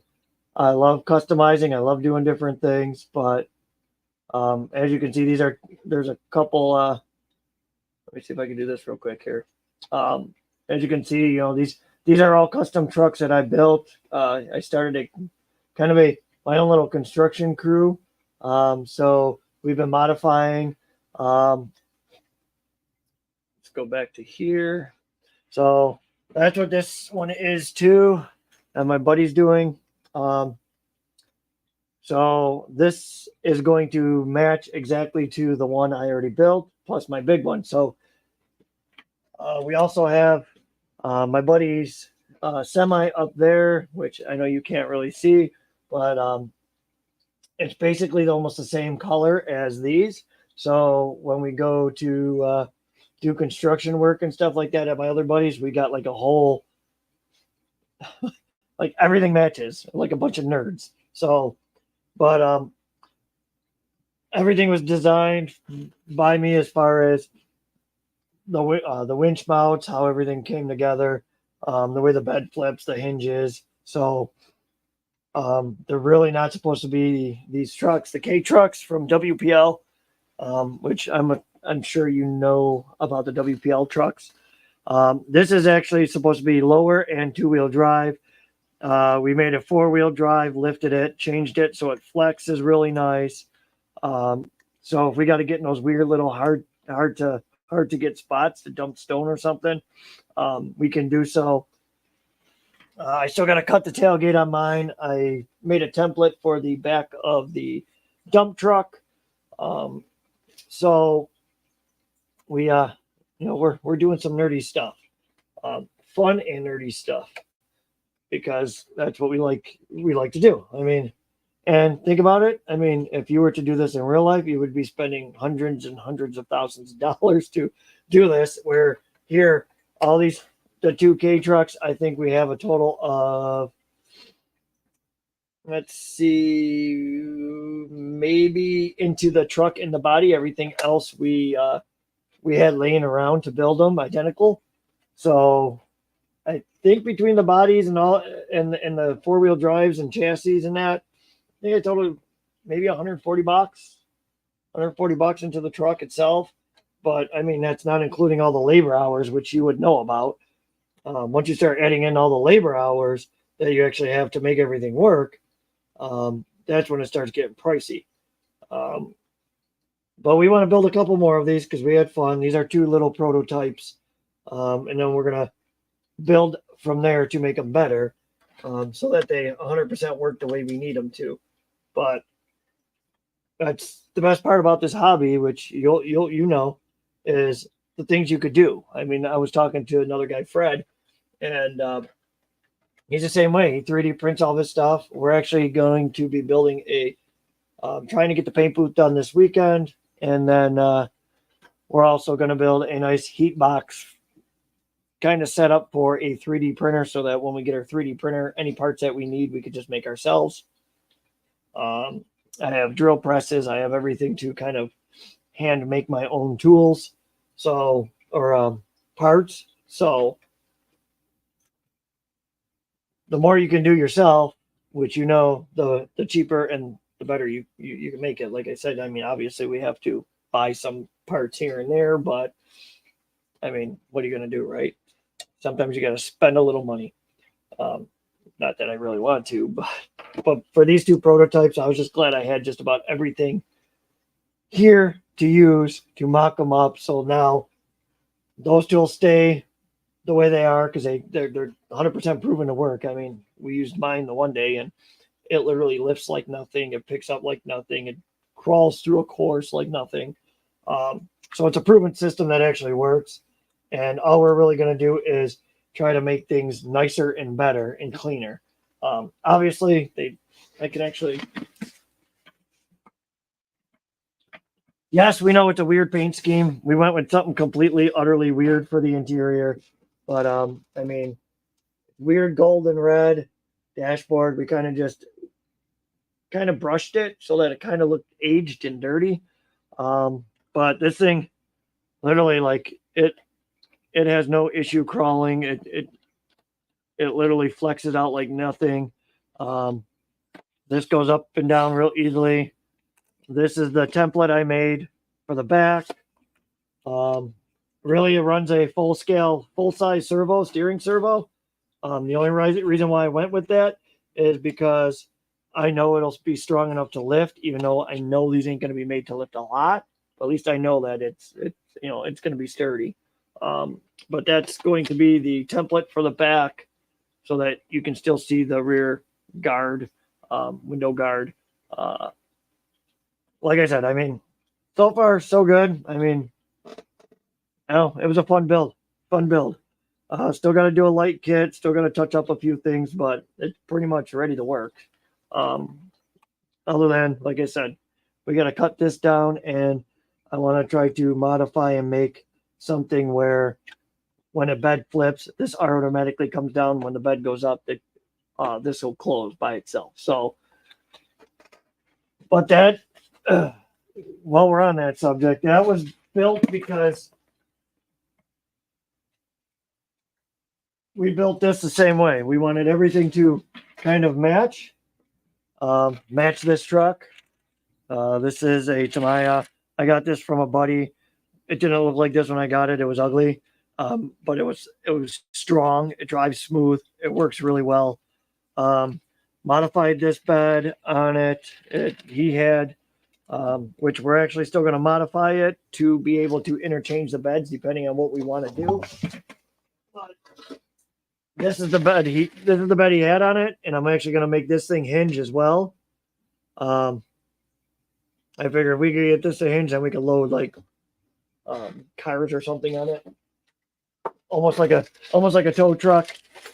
But yeah, this comes down. This lifts up really nice. We made a battery because the servo's mounted here, so we just cut out an old box to cover the servo, so it didn't look like an ugly servo on the side. I got the new because I can't find them, so I'm designing a kind of a cover for inside there so that it kind of hides a lot of the wiring. So that's still being designed. Cab flips up. It's got a sound kit. I don't know if you'll be able to see that, but it's got an LS motor inside. Nice 1080 complete light kit with flashers. We still got to put a gumball on the top that will strobe, but works off of.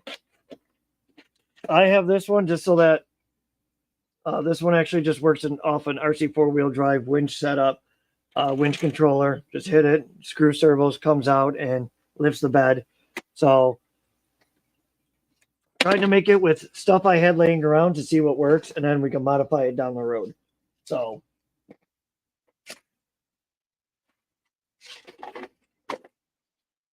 I kind of like that thing. It was hideous when I got it, and that's why I liked it. It was just so ugly. But all right, let's see here. Let's turn this on. Let's see how the lights work. And then we'll tidy everything up inside, just like I did with the 57 Chevy. Okay. Let's see here. So there's the headlights. That thing looks nice. Tail lights. That thing just looks really, really good. Really, really good. These things are nasty fast, man. These things are crazy. But I'll probably still end up doing the do what I did with the 57 Chevy. We'll pull the the front shafts, everything right out of the front, so it rolls real nice. Front drive shaft, keep it rear wheel drive like it should be. I believe in the realism of the cars to the point where they really should look the part of a real vehicle, and they should be identical. Obviously, we know there's modifications nowadays where you can actually take the vehicle like a real one and make it all-wheel drive. But when it comes to something like this in the 57 Chevy, these are the trucks that I always loved. 57 Chevy, I always loved the body style. I love the nice high wing on it, the fenders in the back. So I had to make them as real as possible to what they would be. Not only that, but when you do a burnout in these in slow motion and it kicks up the dust and dirt, it looks cool because they actually literally, when they launch kind of sideways and spin. So you literally got to control it because it'll get loose. And I'm a nerd for camera stuff, and that is like top notch. So we'll button up those lights, get all the wires zip tied real nice where they need to go, just like I did the 57 Chevy.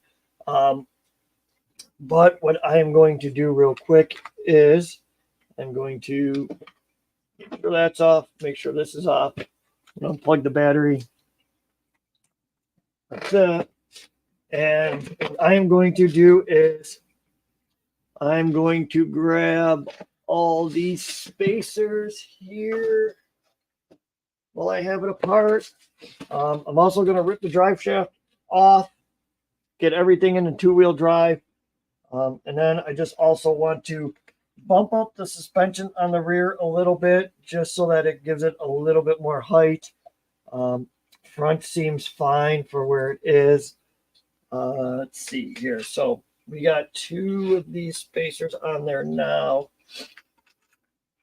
Let's go with, let's see here. So I got two spacers. That would be almost like three spacers. So let's see if this gives me that ride height I'm looking for. So let's see here. And that's what it is. It's not a performance thing because I don't really run these things to be like performance.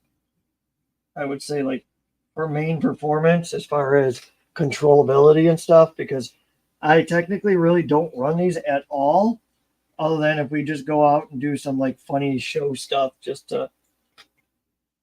I think that's going to be the right height there. So we'll take these two spacers out too. We're going to take that one back out. And I'm going to see what I got in here as far as something a little better. Okay, so that's that. Let's see if I got one more of these here, which I do. I'm only changing it out because it was a little wider and I didn't like it. It just seemed like it didn't sit on the spring right. But these are the right height. Let's see what this does. Like I said, this is really just for kind of show. It's not really for performance. I mean, for most people it's about performance, but this one is really just going to be a kind of a nice show truck. So I'm going to design an interior for it as well, so that when you look in it, it looks kind of old school and kind of classy at the same time. But I know you guys won't be able to see it too well, but let's see if that's the right. So as you can see, I got a nice little rake on it. Front kind of sits a little low. Back is up a little bit, clearing the. Well, hopefully you guys can see that pretty well. But as you can see, it's got kind of a nice rake to it now, which is what I was used to as a, seeing these as a kid. The back was always up a little bit higher. When I unboxed it, it was flat level. Didn't really care for it, so I dropped the front down, and like I said, added a spacer to the back, and now it sits pretty much right, kind of where I want it. So I think that'll be fine. I think that'll be good. So, oh yeah, that's going to be really good. I like that a lot better. So we're going to dump those because we don't need those no more. Now what we're going to do is do the same thing we did with the 57. And I'll be right back real quick. What do we got? Awesome. All right, I'll be right back real quick. Just got to grab something real fast. So.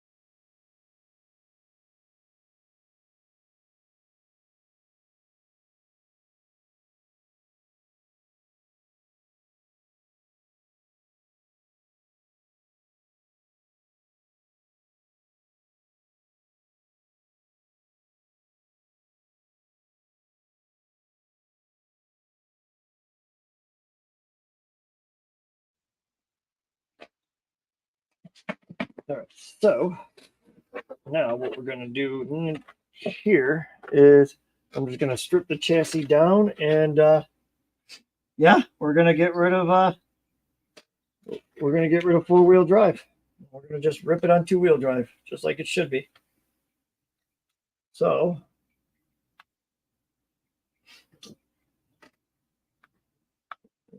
loosen the shaft up here. One thing I like about these chassis is they're really easy to work on. Doesn't take much to get things done, but me personally, like I said, it's that two-wheel drive factor that these things should have had. I've had no issue running them on two-wheel drive either, so I don't think this one. I think this one's going to be the same. No issue with it on two-wheel drive. Holy crap! I've been on here for almost 2 hours. Are you kidding me?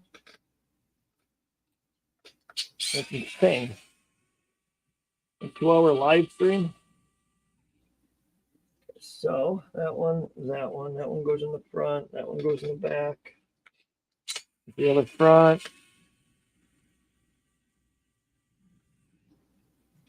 Okay, and all of these.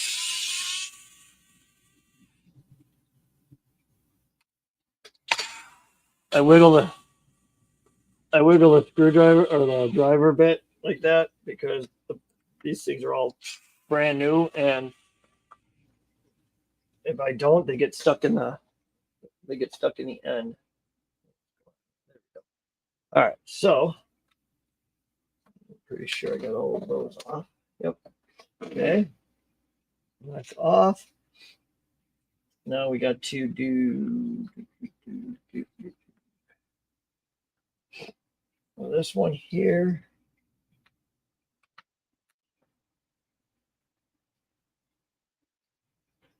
Okay. Okay, now what we want to do is I want to take. I love these little wheel knockoffs. These things are so neat. There we go. Okay, now we can get to the screw in here, which is this size, should be.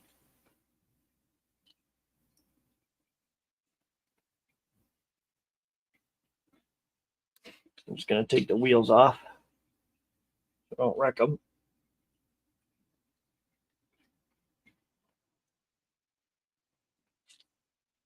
Okay. Comes a chrome cap to cover the wheel. Wheel comes off. And this one will come off here.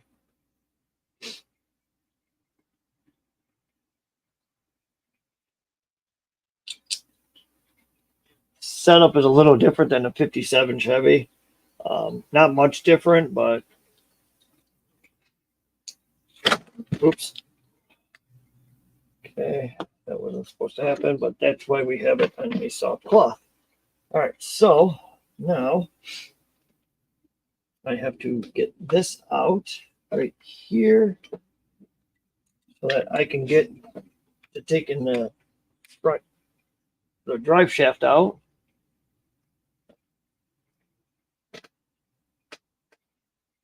These things are actually, like I said, so nice and easy to work on.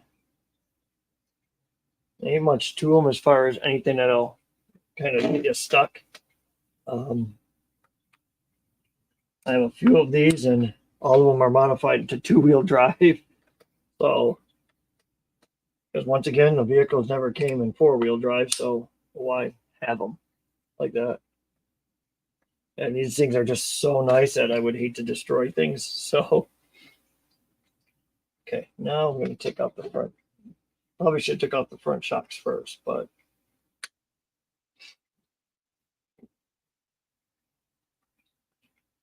is anybody else working on anything crazy right now? Anybody else thought about getting the 66 C10 from Kyosho? They're, like I said, the bodies are beautiful. It's just, I don't know why they still kept going with the body posts, but if it works for them, I guess so be it. But we'll probably kind of shine up the tires real nice on this one too when we're all done. Just so while it's sitting on the lift over there in the garage, we'll be all right. Okay, so now what I'm going to do too is probably just take these off because it'll be easier.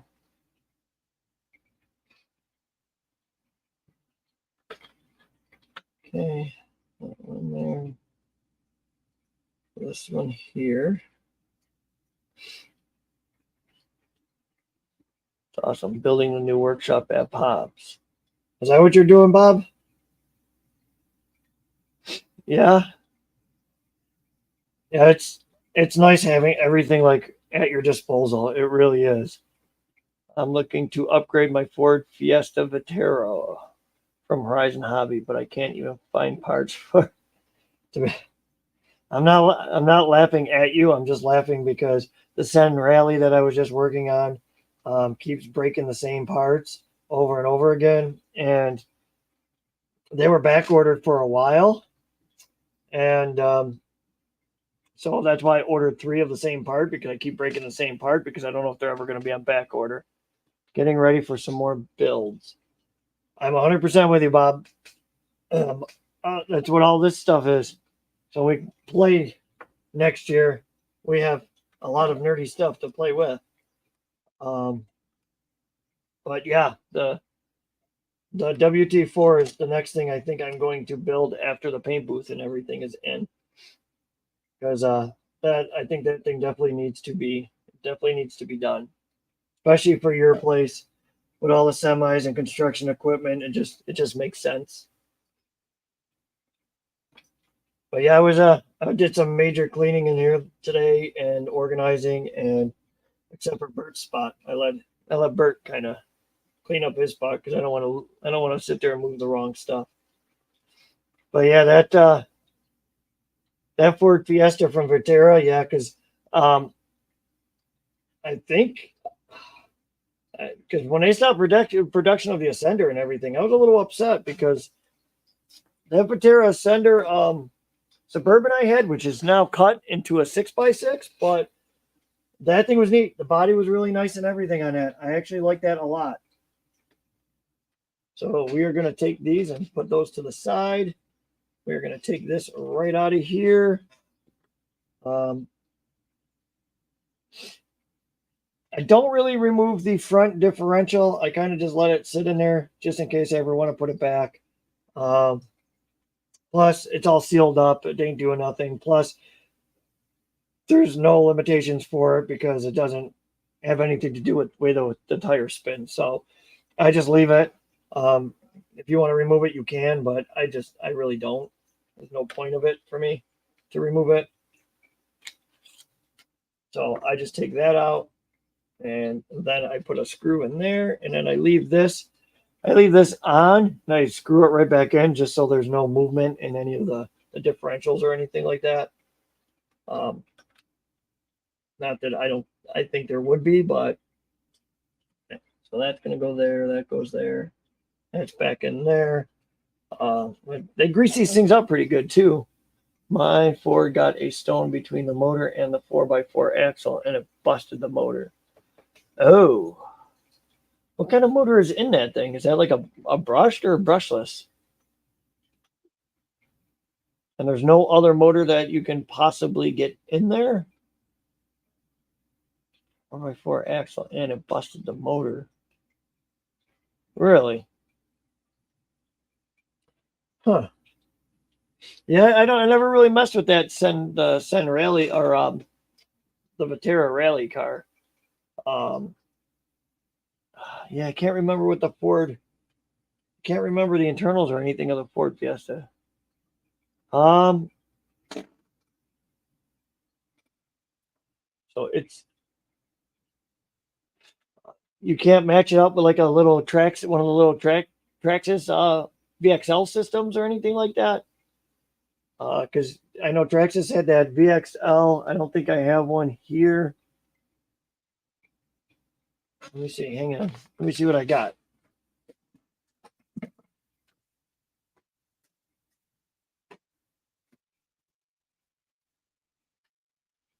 These are brushed motors, and I think these are brushed as well.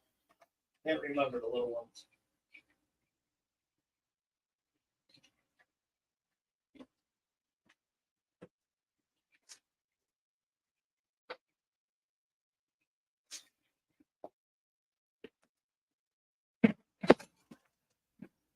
I ordered a few motors. All were wrong.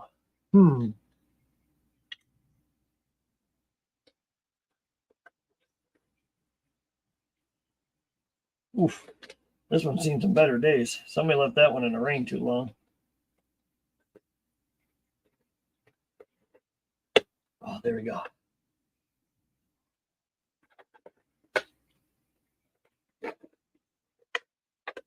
Dun, dun, dun.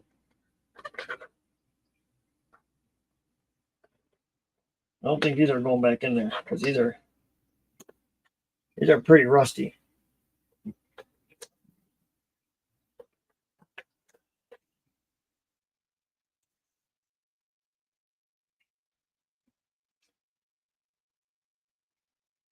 Yeah, that's a little. So what if you swap out the brushless for a good brushed?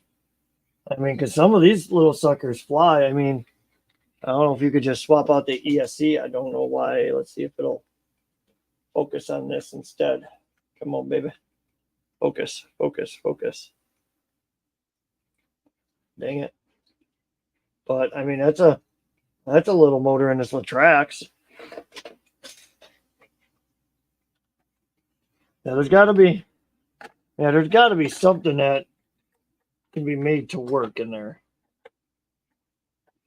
Like I said, this Latrax. I mean, even if you popped it over to brushed, maybe. Yeah, this is the Latrax rally car from Traxxas. So I mean, it's looks like let me see if I could.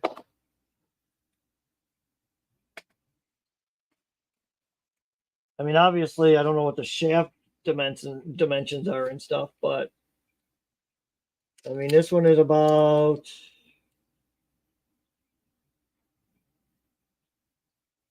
an inch and a quarter long. Looks to be about an inch round as well.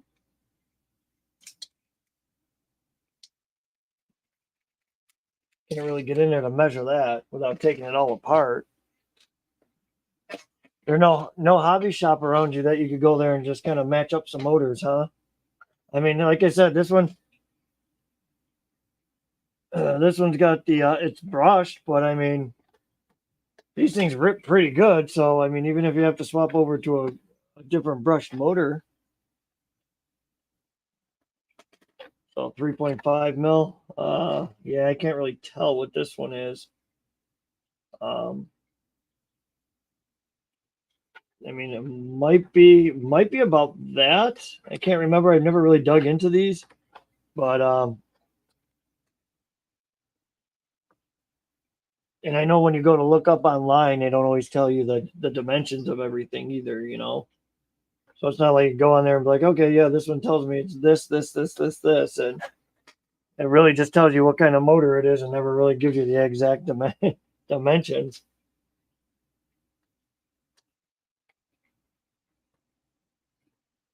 Yeah, ever since Horizon Hobby bought out Batera and everything, it just seems they got rid of some of that stuff. And I don't know why they got rid of the Batera stuff. I actually liked it.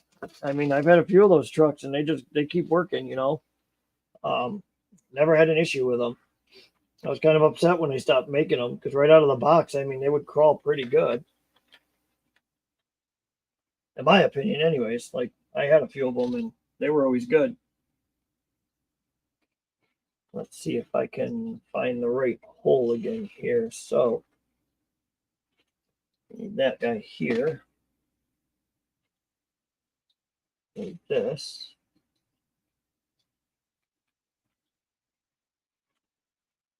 Let's see. Where are you? Where are you? I gotta spin that thing, don't I? Yes, sir.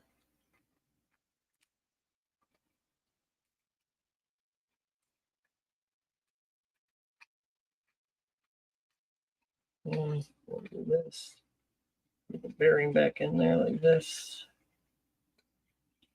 Back over here like this.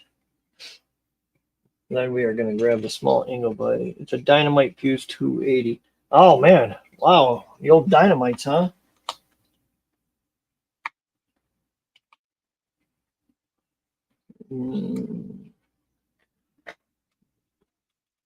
Sensorless brushed motor. Yeah, that thing probably rips, too. That thing probably flies. Okay, so this.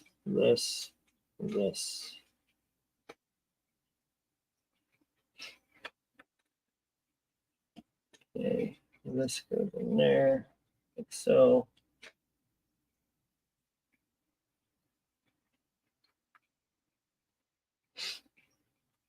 Okay, that goes in there like so. It's gonna go in here like so. And this is get in there, get in there. There we go.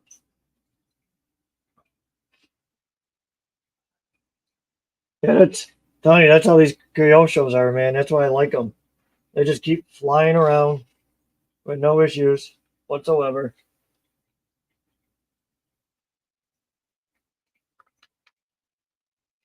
Because I did remove this one and this one like this. That comes out. This one stays. This one comes out like this here. That goes there.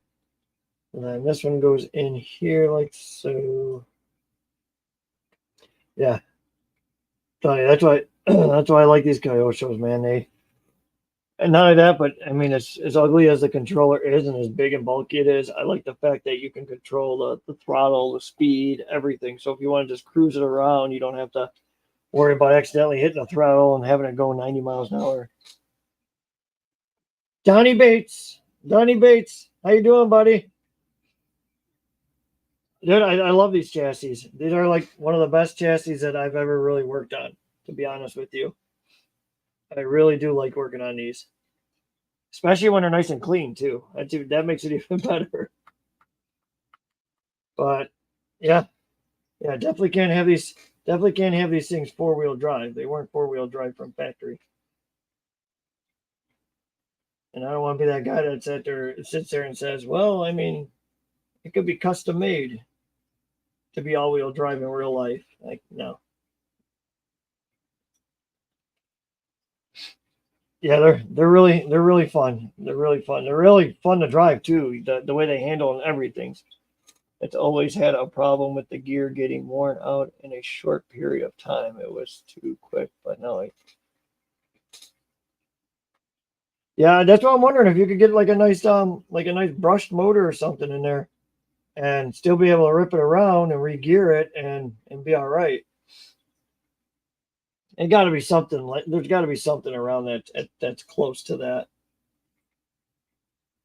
And like I said, I mean, maybe that Latrack system. I think we put that Latrack system in something else too that it wasn't supposed to be in. But like I said, I mean, we just put weird stuff in things that you don't think it belongs in. I've been having a blast doing stuff like that. But like I said, I mean, this one wasn't 4-wheel drive from factory, so she's not going to be 4-wheel drive at all. Yeah, if not, I'll just have to custom make a motor mount. Yeah, I've done that a few times too. I've done that a few times. Um, but like I said, I mean, there's got to be. I have a 9-turn brushed motor in my phaser out of the Mega Impression. Well, dang, here I am thinking that this little 14 is going to be a blast. I haven't really like bought one just to race one yet. I've really just been buying them just to kind of cruise them around. I mean, they've always worked, in my opinion. I mean, I didn't have no issues with any of them yet. And the 57 Chevy, I mean, I had out in the rain and at Bob's place, and I also had that one racing around the one time, just getting some videos of it doing like the burnouts and stuff. This one I probably won't do that with because it's a little nicer. But once again, the only thing I don't like is the fact that they have they put the body pins sticking out. I don't like that. But I mean, I could always buy a clear body and repaint it, but then it doesn't look as good as that.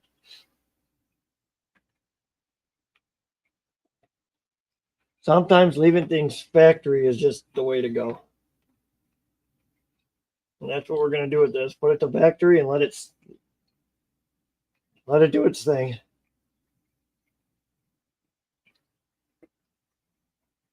Oh yeah, there we go. Come on, baby. Come on, baby.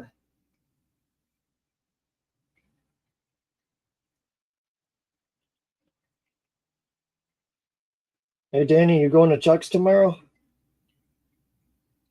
for his slot car racing? I was thinking about swinging out there in my travels.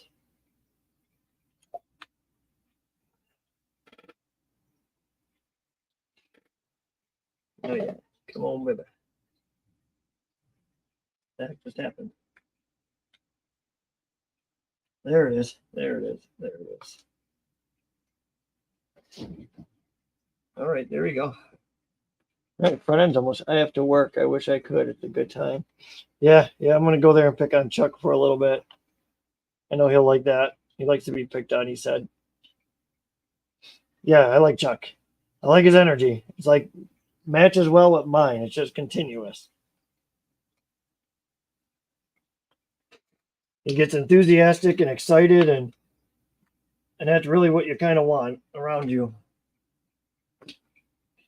So I need that one there, that there. These are extra parts that we won't need no more. Those can go over there. That can sit there. Okay, we don't need these rubber bushings or O-rings anymore either. We don't need this drive shaft no more. So that and that, we can put the front wheels back on.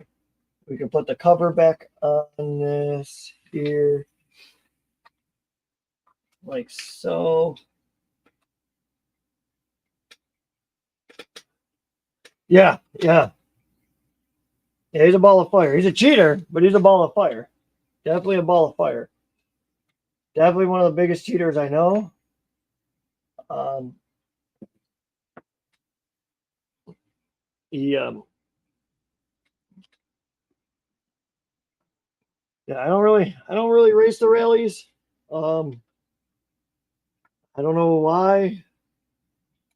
I just never really got into it, I guess. I mean, I like the rally cars, the slashes, and stuff like that, but um, when we put the oval in across the street at, from me on the other property, we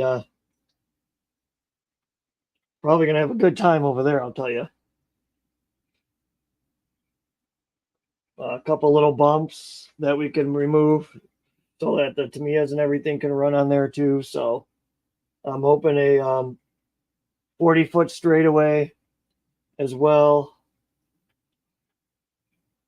So we're gonna try to get it so that we can run the dirt bikes, the Pro Motos on there as well, because I think that would be a blast. Running those Pro Motos in a circle track, watching everybody crash into each other. So we got that one, and we got one more. We can put the wheels on, and then this one is almost done. I think I got to get more clips for the wires, though. That's the only thing I think I ran out of. So here, right here, like this. Okay, so that goes there. We need the bigger one for the center. This.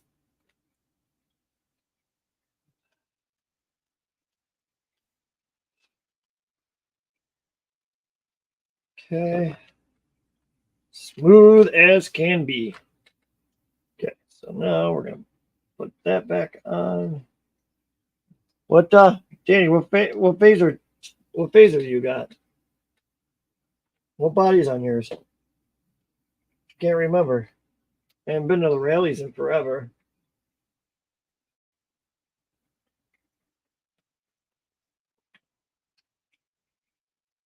Please don't tell me you're ripping one of these things. Such a blast. These things are just so much fun.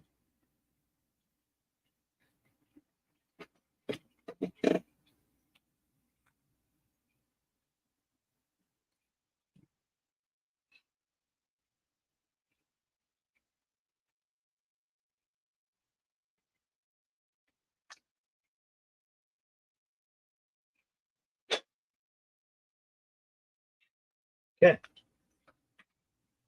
Thought I seen something a little goofy. Oh yeah, the GTO. I still like that Buick too.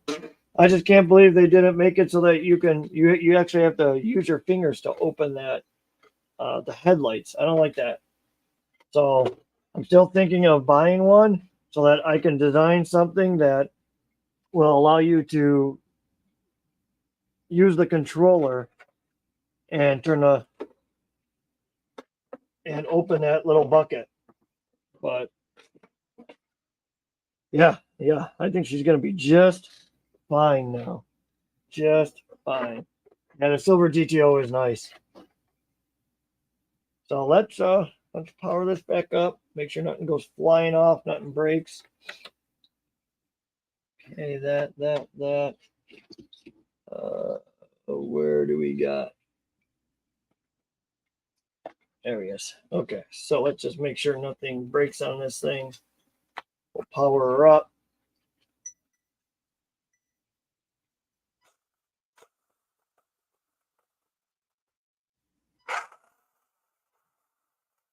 I think she's gonna be just fine. Yeah, no, me and Greg looked, and on that one you can't. Yeah, we looked, and there's no. It's just a piece of plastic, and there's nothing to connect it to. Me and Greg pulled one out just to try it and see, and yeah, there's nothing. There's nothing in there. So what I would have to design is something that would kind of go into those buckets, and you can kind of open them.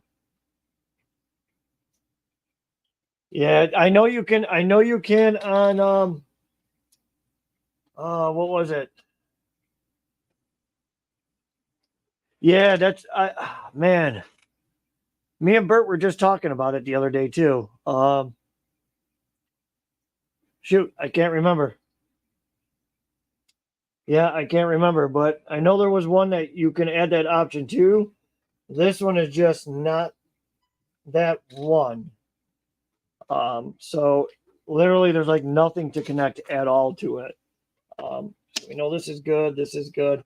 I have to go and get some of those clips that allow the wires to get on the body. I don't think I have any here. And once I do that, this is another one that's done. But I ran out of those and I forgot to get more.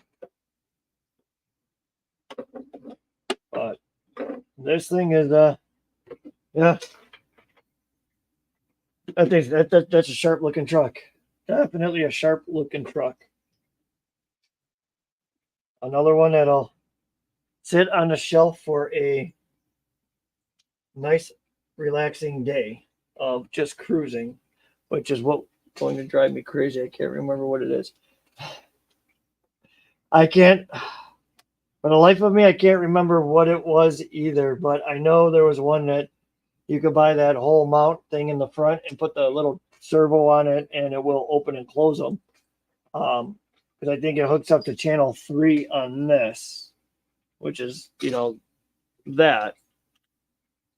But yeah, kyosho does make really good bodies. It's just this. I don't like that. It stinks. It stinks they did that. But I mean, to be honest with you, I would, for a body like this, I would rather pay $300 for it if they just added like magnets or some kind of nice Velcro system or something like that. I would have rather paid extra and had that than these. But what are you going to do, right? I don't know. I still like them. I still have fun with these.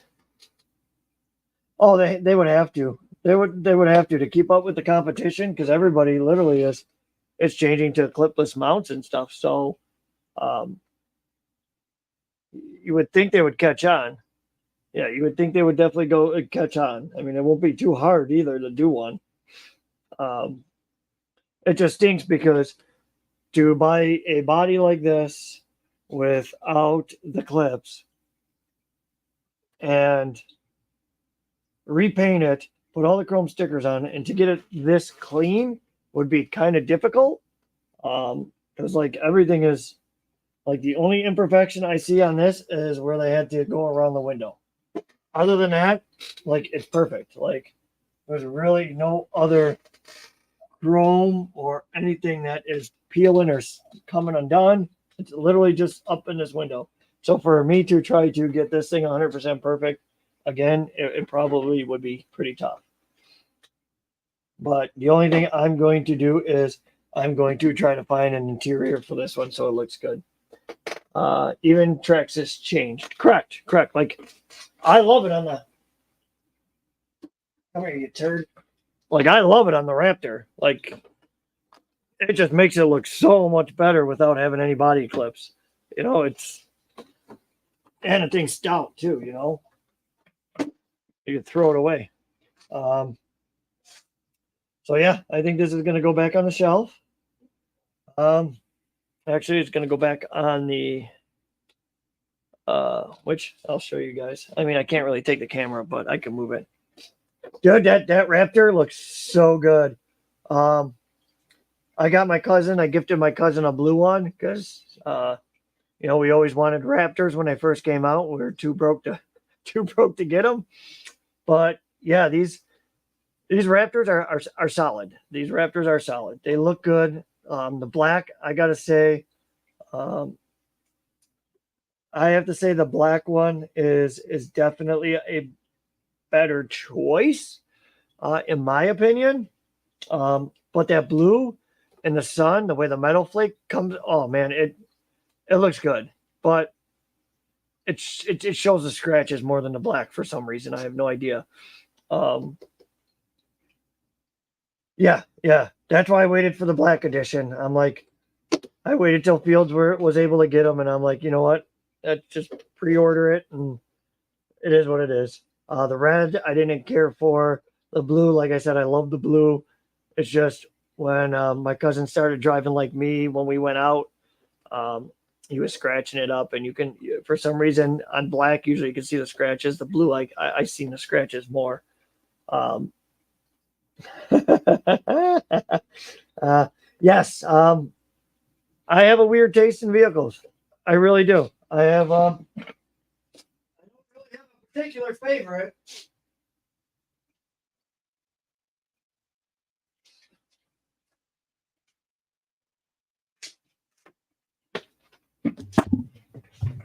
Oops, kind of move my microphone.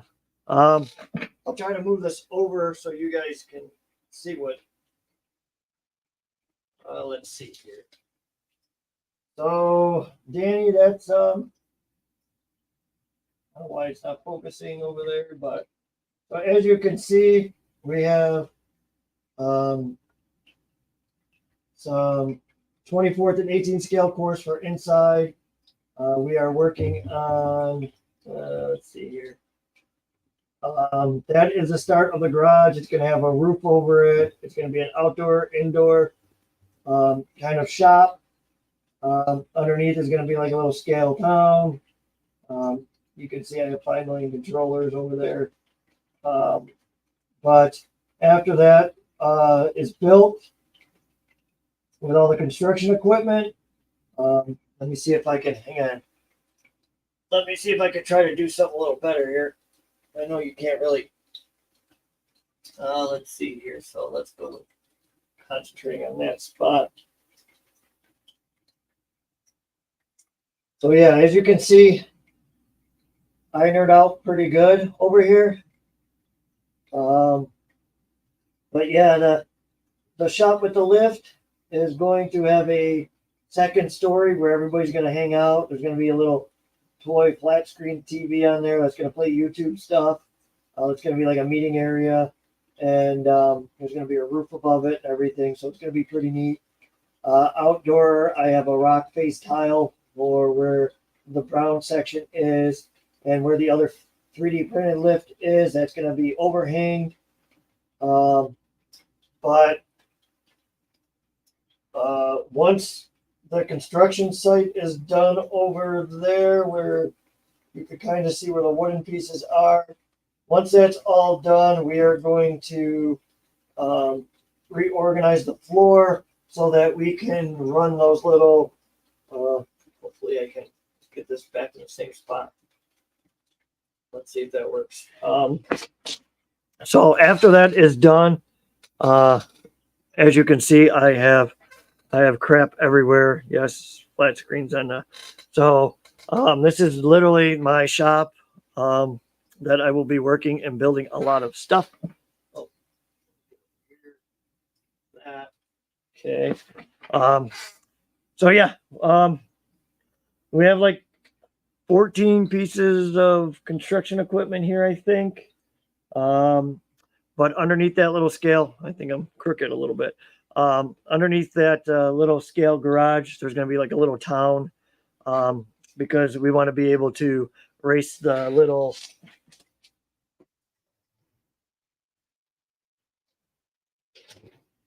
We're going to build a little course, and you're going to be able to drive through the little town underneath the garage so we can race these things. So yeah. Stays pretty warm in here. We're gonna put the paint booth in. Hopefully, like I said, by the end of this weekend, I'll have the whole paint booth built, and then we can start doing painting and stuff as well. It's, to be honest with you, I mean, like I said, I mean, we have it set up where, I mean, obviously it's a mess because we've been working on stuff and all that, but like I said, I mean, usually this is pretty organized and clean. I'm not blaming Bert or anything, but he's still mocking up his K truck. He's modifying that one to be like mine. That is your charisma. I didn't have one. Bert had one, and he wanted to race them, and so this is the one that he actually gave it to me. And in the backyard, I was jumping this thing and everything, and it was a blast. So that's why I figured, you know what, since now that Bert has one and I have one, when we're done with the construction equipment and the little town, everything is built. Hopefully by January, we can start racing these things in the garage. Just everybody move everything out of the way and create the course. Um, so wintertime, I don't really go anywhere too much. And the last few years, it's been getting worse as far as like wanting to do anything here in the cold. I hate the cold. So me and Bert kind of been getting this thing all dialed in. The garage door, I have a huge shop that I could go to if I really need anything. So I doubt I'll ever open the garage door on this again. There's no point. There's no need for me to do it. Especially not with having a garage off the house that can hold the lawnmower and stuff. All right, yeah, like I said, I mean, I save all boxes and everything. They're all in my attic. Eventually, next year when we have this pretty much dialed in, plywooded, pegboarded, and everything, that won't happen until next summer. Right now, we just have everything plastic, and it keeps the wind down, and it stays pretty decent in here. I might put an addition on this garage so that we can take the 18th and the 24 scale course with the construction equipment and start using it out there into the addition. That will also go into the backyard trails.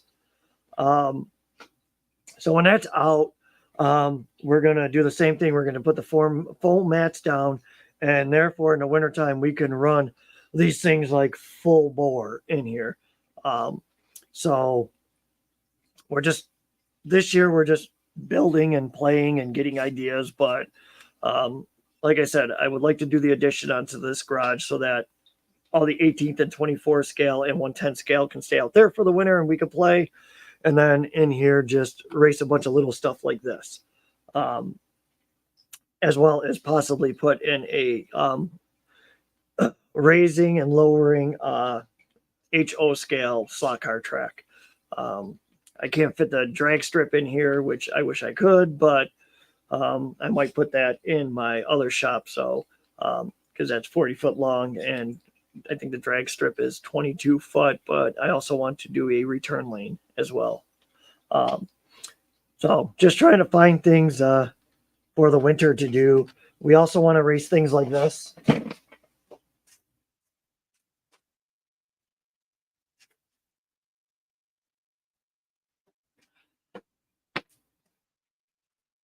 I would like to find some more of these helmets so that we can race a bunch of these and have like a whole bunch of football team go-karts racing around. Yeah, so I'll probably bring this to Chuck's with me tomorrow, just because I think he would get a kick out of this. It's a little top heavy, but it's still a blast. So I was at work the one day and I was just driving around with it, and my boss was laughing his ass off. So I have a feeling Chuck would get a kick out of this too. So that's what we're going to bring for his place tomorrow, just for shits and giggles. But yeah, that's all we've been doing. We just been building weird stuff and having fun, which I haven't really had a chance to do in the last few years. And yeah, we're getting ready for some events next year, and then on 2025 we'll have that big East Coast challenge that I've been working on with some of the guys. So yeah, bunch of nerds, Danny, just a bunch of nerds. That's all we are at the end of the day. Yeah, but I don't know. I think I'm gonna go in the house and eat some dinner. Thanks for tuning in and chatting while I was fixing a lot of my broken stuff today. So stinks I won't see you tomorrow, Danny, but I know we'll catch up. We'll fart around. We'll get together. But yeah, thanks for tuning in, because this was a long one. It was almost 3 hours. But I guess I'll be doing this again as we get into more custom work that we have planned. So, all right, everybody. Take care. Thanks for joining in. Nice talking to you guys. Don't be like me and break a lot of stuff. And I think my camera's way far off. Take care, everybody.